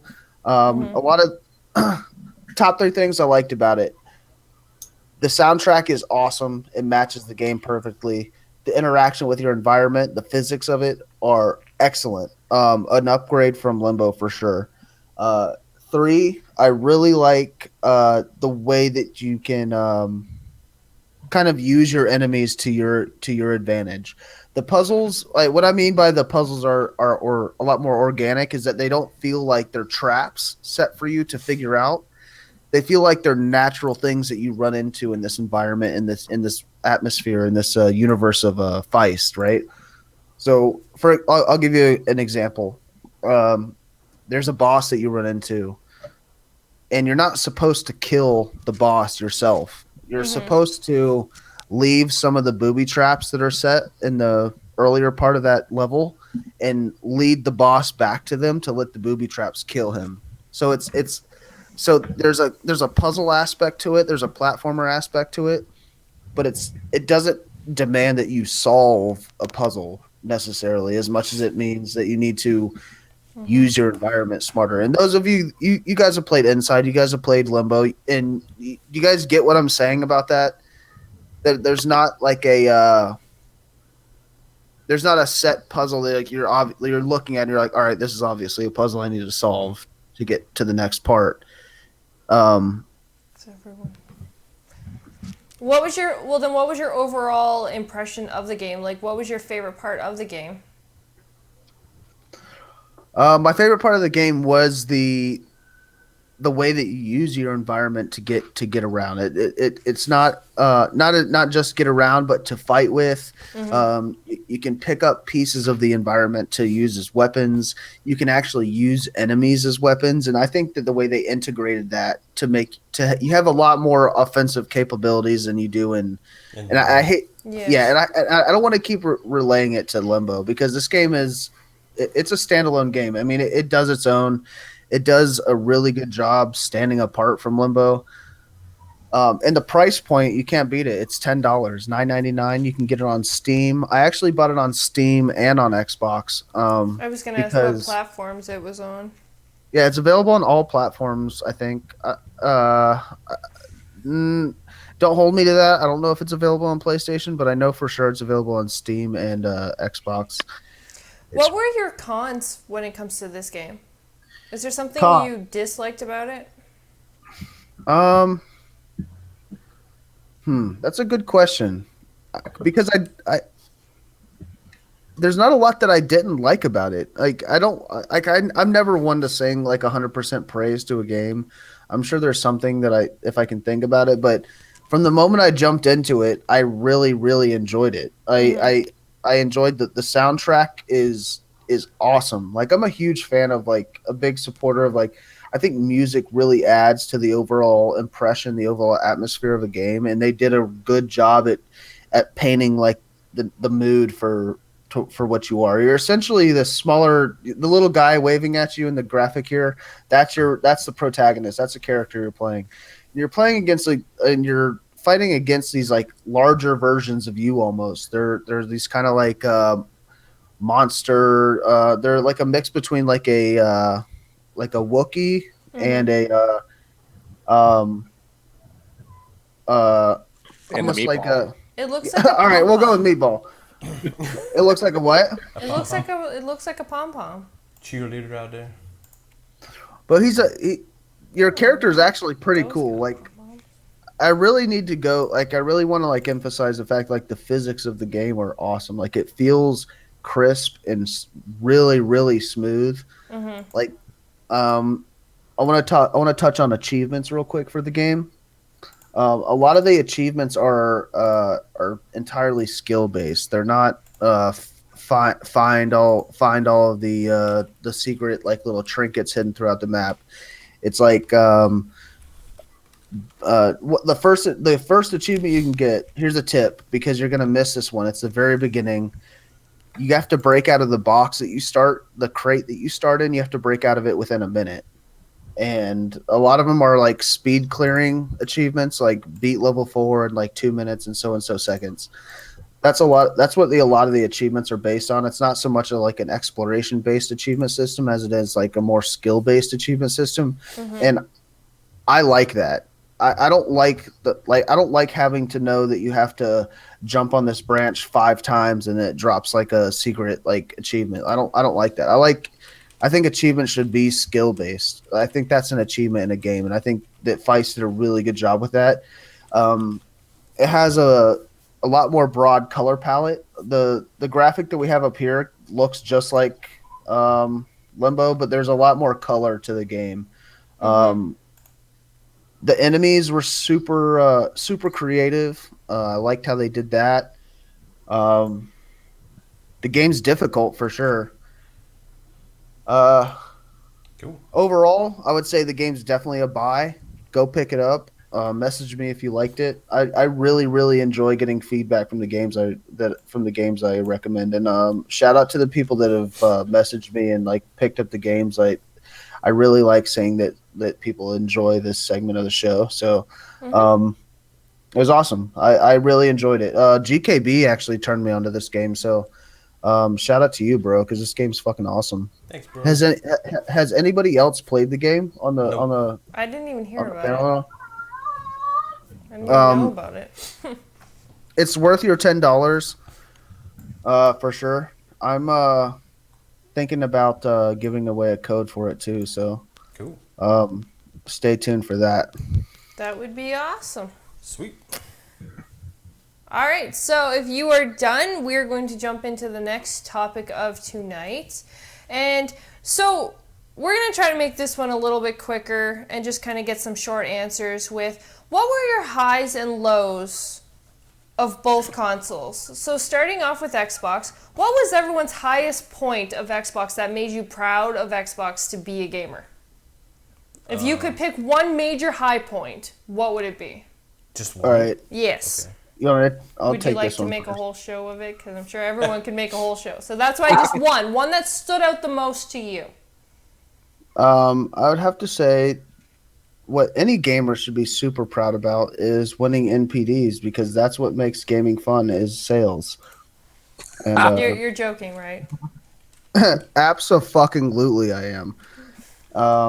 No, I think just the fact that Xbox has delivered on a lot of what they asked, what we asked for, and I knock it all the time, saying that people like the Xbox is like at the end of the day, like Microsoft doesn't care about what people say, like their end goal is money, and that's still true. But being able to provide their own, like to being able to like do well for themselves and still provide like things that people are asking for, like that's the perfect mixture, and they did a great job with that. So I really like playing on Xbox. I was a PlayStation fan for a long time. GKB actually convinced me to get an Xbox One, and they did a good job. I really enjoyed Xbox overall this year. I can't pick one thing. And I think GKB agrees, judging from his response on pick one thing that made you. But they did a good job. Hats off to them. Microsoft did an awesome job, and I'm really excited to see them bridging the gap between PC and console. I guess because I think that division is fucking stupid because there's a whole another side of competition that you can go to, and everybody knows that I like the competitive side of gaming. So That's a good point. I think mine overall is. Man, there's a lot to choose from. I think There we go again. Yeah, the microphone's messing up again. Well, There it goes. I completely agree with Brutal. I mean, as much as I don't play the sales game, I think that the rebranding with the Xbox One S was really one of the high points for Xbox fans all across the board. That and Gears of War 4. I mean, that game was. I mean, I had high expectations for it going into it, but after actually playing it, it was much better than I had anticipated it would be.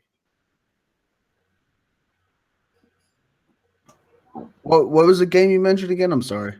Oh, Gears of War 4. I was very happy with that game. I went into it with good expectations, and it surpassed what I expected it would be. And Forza Horizon 3 is another high point. I mean, that game is just graphically very impressive. Yeah.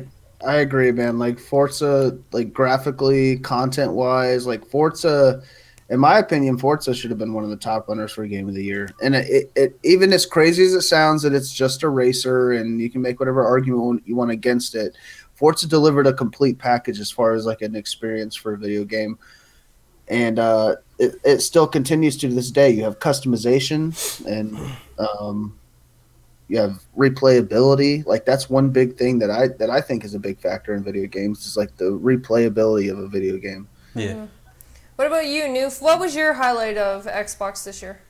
Well, I hate to steal someone else's idea here, but you know what? I got to hand it off to Playground Games and Microsoft with Forza Horizon 3 because when was the last time we saw a racing game that potentially could almost move hardware on its own? I mean, we haven't really seen that since perhaps the early Gran Turismo days when racers were kind of one of the big franchises. Racers kind of have quietly settled into their own niche, but to see them get acclaim for a game that they just knocked out of the park this year, brought new people into the franchise, I got to say, great highlight, a fantastic game, and to also see it win an award at the Games Awards when it was clearly a Sony biased favoritism going on there, it just speaks volumes of that game. So kudos to them, and just kudos to the variety this year in terms of all the bundles and the Xbox Ones that we saw, and great comeback in the APDs. Great stuff. For me, I'll pick something different. I think it's overall like the features and the Xbox UI. Like the Xbox we have now is not even remotely the same Xbox that we had at launch. Yep. And they keep adding more and more features, like the clubs and the arena and all that stuff coming, and who knows what's on the horizon for next year. So for me, the features and everything that we can now do, and the speed increase and all that kind of stuff. Yeah. My overall highest point of Xbox is the fact that they socialize with a lot of people in the community, and that the overall team is listening to the complaints and to the features that we would all love to see and not see, and just the insider program, having the chance to actually make a difference to this console and being part of that. We got to watch it grow throughout the year and the changes that it made, and I think that was probably my biggest highlight of Xbox. That's a great point, She-Wolf. Yeah. What about Phantom? Oh What man, about you, Phantom? What's up? there's a ton that went on this year, but I like kind of hit on what you were talking about. Was the accessibility of the higher ups with both Microsoft and Xbox coming out and communicating with their fan base. Before in the past, they seemed like they were up in their ivory tower, not really listening. And now, I mean, you can message them. It may take them forever. I mean, but they listen. They, hear, the praise, what needs to be worked on, just all the stuff that's coming that we get to see in the preview program, working on that, asking the fans what they want and to help work on it and tailor it to what the base is looking for in their console from here and to the future. Gaming, I mean, Forza Horizon 3, Forza's been knocking it out of the park since ever. And to be finally recognized this year is an amazing feat for them. I mean, you look at the past, they were going up against, Need for Speeds, Gran Turismos, first-person shooters, Call of Duties, as far as like getting their name out there and recognition. And it's great to see them actually pull in and win something for all the hard work that they do. Because I can't tell you how many hours I've spent in my garage just painting my car. Yeah, for sure. I mean, adding in the, customizing your own racing, open world, now with the snow and everything else. I mean, they're always adding great content to their products. So, I mean, that's great. And then, of course, they are supporting the indie developers. So they may not be like the main AAAs, but it's going to give us a better future that they may become a AAA developer in the future. And I like that they are, they're out there putting it down for the indies. And that's what I'm proud of with Microsoft and Xbox. Big shout out to Timidos before we move on. He's like meeting all you fuckers was his highlight of Xbox. So that's really awesome, man. Thanks, I appreciate it. Yeah, I met some fucking cool people playing Xbox this year for Absolutely. sure. Shout out to Scrotum. I gotta give him a shout Scrotum's out. cool, dude. Yeah. He's a cool motherfucker.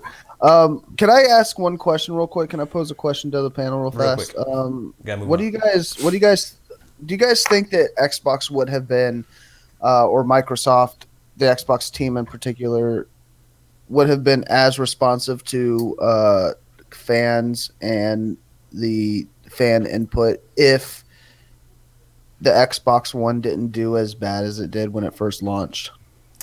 I don't know, man. Honestly, it's hard to answer that question. I would like to say yeah, because I think Phil's team and all that took over, and their focus is on the fans. So I would like to say yes, but I don't really know. Yeah, I don't know.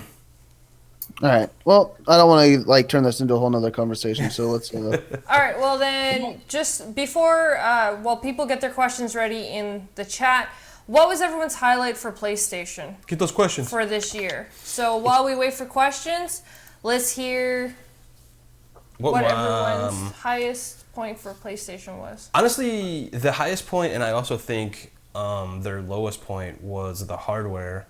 Honestly, I think I'm a tech guy. I love tech, so seeing new tech is always awesome for me. So they announced the PSVR, they announced the Slim, and the PS4 Pro. I thought that was all really cool stuff, but at the end of the day, I think it did hurt them towards the end of the year. It was just too much saturation for the fans. Yeah, that's my low point of the year for PS4 and Sony as a whole, was the PS4 Pro turning out to be exactly what was leaked months before it came out. I was really hoping it was going to be more than what it was. Yeah. I'll go ahead and say the high point. I think the high point, without sounding like Captain Obvious, was Uncharted 4. I think for the Absolutely. most part that game delivered. It was a stellar game, definitely a Game of the Year candidate. So I think that was where they delivered. And I'm going to give it a tie for the low point, and that is the hardware saturation. I think they flooded the market too fast, too hard, and they confused their messaging, they confused their brand, and ultimately as well the No Man's Sky fiasco. I think that's right up there as well, because that game had so much hype. I wanted that game to be amazing. I wanted that game to come out and be everything that the early promises said it was going to be. But when I started seeing reviews and I started hearing podcasters talk about it, I was like, yeah, there's no way I'm dropping $70 on that turd. My biggest highlight, I'd have to say, when it comes to PlayStation, is I do got to give them credit to their marketing. They really do know how to make you They do good really, fan service and all that. yeah, like it really makes you want to look into what they're doing. Even though, of course, all of us who actually know the social media and actually know, how games release and stuff, with us knowing the details, it is obviously disappointing to us. But for the casual gamers and stuff, those marketing trailers and commercials and everything that they do when it comes to that have actually been amazing. They definitely know how to catch someone's eye when it comes to marketing. They know how to get the fan base riled up for upcoming stuff. Absolutely. Agree. So, if nobody else has anything they would like Go to again. add. What? Fan, where'd you go? Echo again. We have One an of echo. the audio problems again, I should say. Sound like crap again? Well, I'm going to quickly get this out. Citizen question. Since some of you are Chivo Wars, the hardest achievement you've earned, not cheated, earned. Anybody? It's a lot, really bad breaking up. I guess I'm not even hearing us now.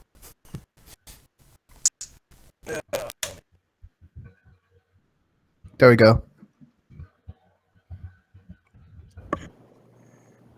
All right. So, I didn't hear what the rest of what you guys said with the rest of that. All right, it can was you hear breaking me up now? pretty bad. Yeah, it's a lot better now. All right, Citizen says, since some of you are Chivo Horse, what's the hardest achievement you earned? Not cheated, earned. Oh, oh. Ooh. Damn, that's a really good question. I know the hardest achievement that I saw somebody complete this year.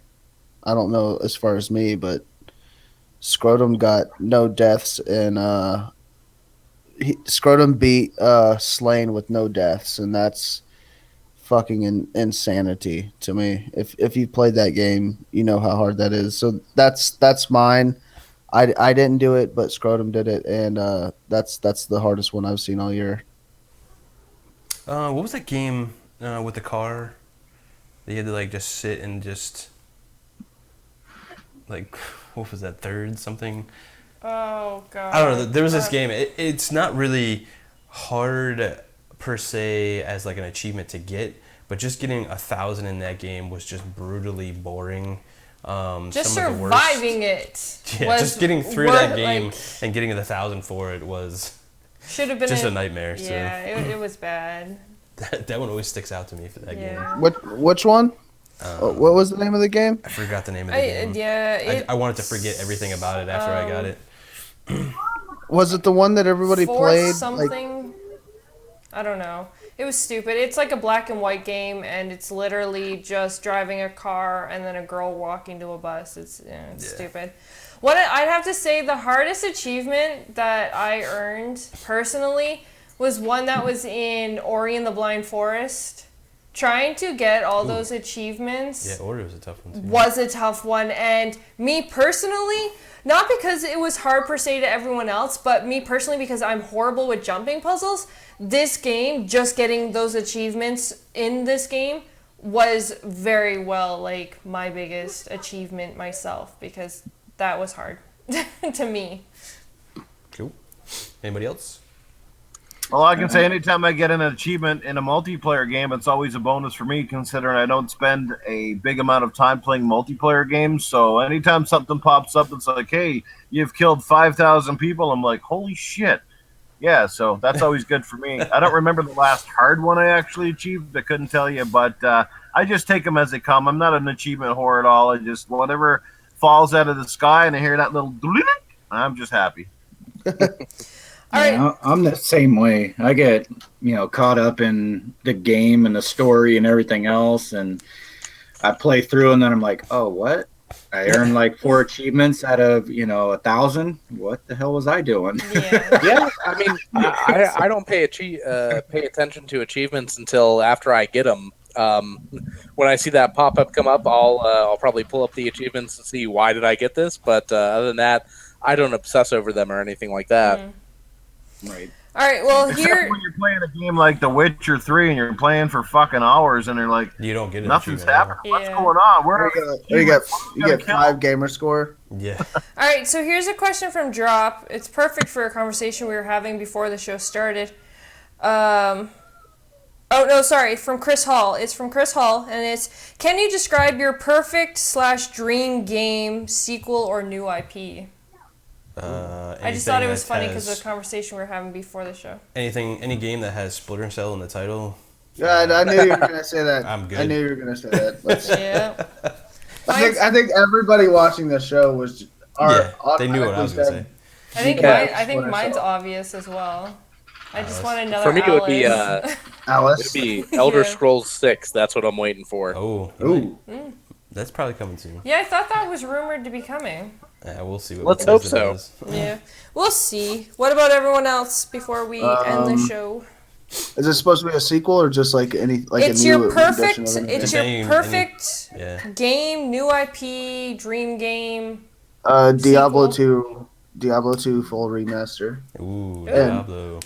Anybody that knows me knows that's a huge thing to say because I typically don't like remasters, but a Diablo 2 remaster, I would disappear from everything. I might even quit the show for that. Wow, that's insane. Shout out to Megatron. Finishing Recore was really challenging. I agree. That game was actually tough towards the end. Yeah, now you're going to have to play it again once the new core bot comes. Have fun. And, That last dungeon was horrible. What about you, New Phantom? Anybody? Honestly, I wish some company would revive light gun games because I love those things, and I would love to see a sequel to House of the Dead Overkill because watching that game was hilarious, and that guy who would say the F-bomb every like 3 sentences, that was amazing. Just I'd like to see something like that. Nice. I don't know. I think VR is the future of light gun games. Yeah, good point. I But I don't want to point at the screen with my finger. I want an actual something I can hold, like a freaking lantern. That'd be amazing. Yeah. Well, I'm sure there's an accessory for that. there's What an about- app for that. What about you, Phantom? I'm all about it. Elder Scrolls. I mean, I always have been from the first to online to remasters and forward from here. So I'd have to go with something Elder Scrolls, but has the multiplayer drop in and drop out of like a Destiny, or local, something to that effect. Because the world is so amazing. I mean, I'm hooked on the remaster. They got me again for the third time with Skyrim. So That's I mean, funny. if I could just run around and with somebody else instead of the online grind like they did with that.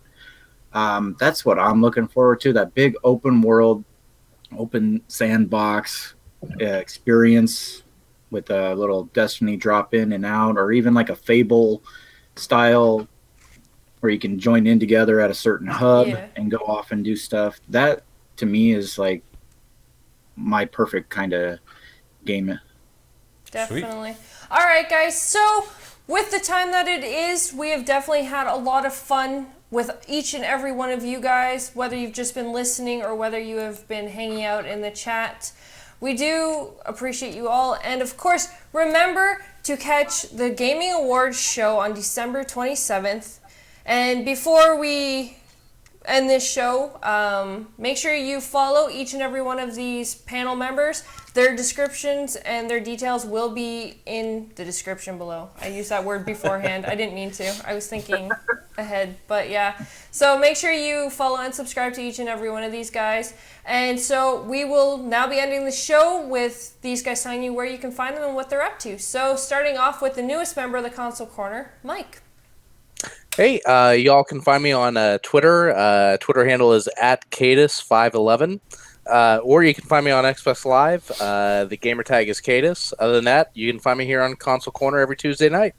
Awesome. What about you, Noof? Well, first of all, it's been a heck of a year, guys, and I want to Absolutely. thank all of the community members for making this a special year, and I want to thank everybody who voted for me to be on this program way back when we had the vote. So thanks for your love and support. Appreciate it. Happy gaming in 2017, no matter what console you're on. And again, thanks to the panel here, GKB, Shewa, Foxfire, Brutal. Welcome to our newest member, Mike Odell. So we're going to call this guy Full-Time Mike. And yeah, Mike. great gaming, guys. It's been awesome. Thanks for the love and support. Merry Christmas. Happy holidays, seasons, greetings, all that good stuff. Keep on gaming. Keep it real. Awesome. All right, and what about you, Phantom? Where can they find you? You can find me on Twitter, XBL_Phantom_E9. Of course, you can find me trolling your chat room here on Console Corner, or Ninja Skill sneaking in and jumping on. You guys do an awesome show. Great content. Panel members are amazing. I mean, it's one of the reasons why I like jumping in and talking games with you guys. And to Really appreciate that, man. steal Fox's line there. I love hanging out with you nerds, talking games. Of course. Miss her. Hope she's feeling better here shortly. But hey, I love coming and hanging with you guys anytime. Hope you guys have a great holidays. Everybody in the community is awesome. So hey, Merry Christmas to everybody. Happy holidays, and see you guys in 2017 for some big stuff. Heck yeah, man. Definitely. And what about you, Brutal? Brutal night here. You guys can come if you want to lower your standards a few notches, and you got a thick skin and come take some jokes. You can follow me. I don't really care if you do or not, but if you want to, that's cool too. Definitely. All right. And what about you, GKB? What's up, everybody? I also want to say a big shout out to the community and everybody out there. We love you guys. We thank you so much for the support. Like Noof said, it's been a fantastic year. Got to meet a lot of really awesome people and gamers, and tryouts for the Console Corner, and having all kinds of guests, and the show's been changing over the year. Yeah, we just love it. Follow us on everything. Gamers Knows Best, I think. We're gonna be on Xbox Nation and I'll be on the. Oh, I don't know if Blam's actually doing Shop Podcast this week because of Christmas and all that stuff. But have a great holiday, Merry Christmas, and whatever else everyone celebrates, and have a great New Year. Watch out for the VGAs. It's going to be awesome. Definitely. For you guys. You guys voted for it, so. Definitely. And of course, I am She-Wolf. You can find me on Twitter and Xbox Live at xshewulfx. Again, we appreciate each of you guys. And just another special thanks to the brother-in-law, JKB's brother, for Joe. tuning in and watching us on the Christmas special. He can't be here during Christmas, so just a Merry Christmas to you and your family in Colorado. And again, thank you to all of you guys who are joining us, and Merry Christmas, and hope you all have a safe year and a great holiday with your families and your loved ones. And again, thank you so much for hanging out with all of us. You guys made it an amazing year and a great time, and we appreciate each and every one of you. So thank you, and see you guys at the Gaming Awards. See you, everybody. Hey, 1 second. Arnold Schwarzenegger just stepped in, and he's got a joke, apparently. You Let's guys do want it. to hear Arnold? Let's I go. guess. This is Arnold Schwarzenegger. It's good to be on the console corner. I won't stay long, but I do have a Christmas joke for you. What does Santa Claus say when he's got diarrhea? What's He it says, say? "Ho, ho, holy shit." That's awesome. All right, guys, we're out of here. Love you, brother. Have a good holiday. See you guys. Bye, guys. Merry Christmas.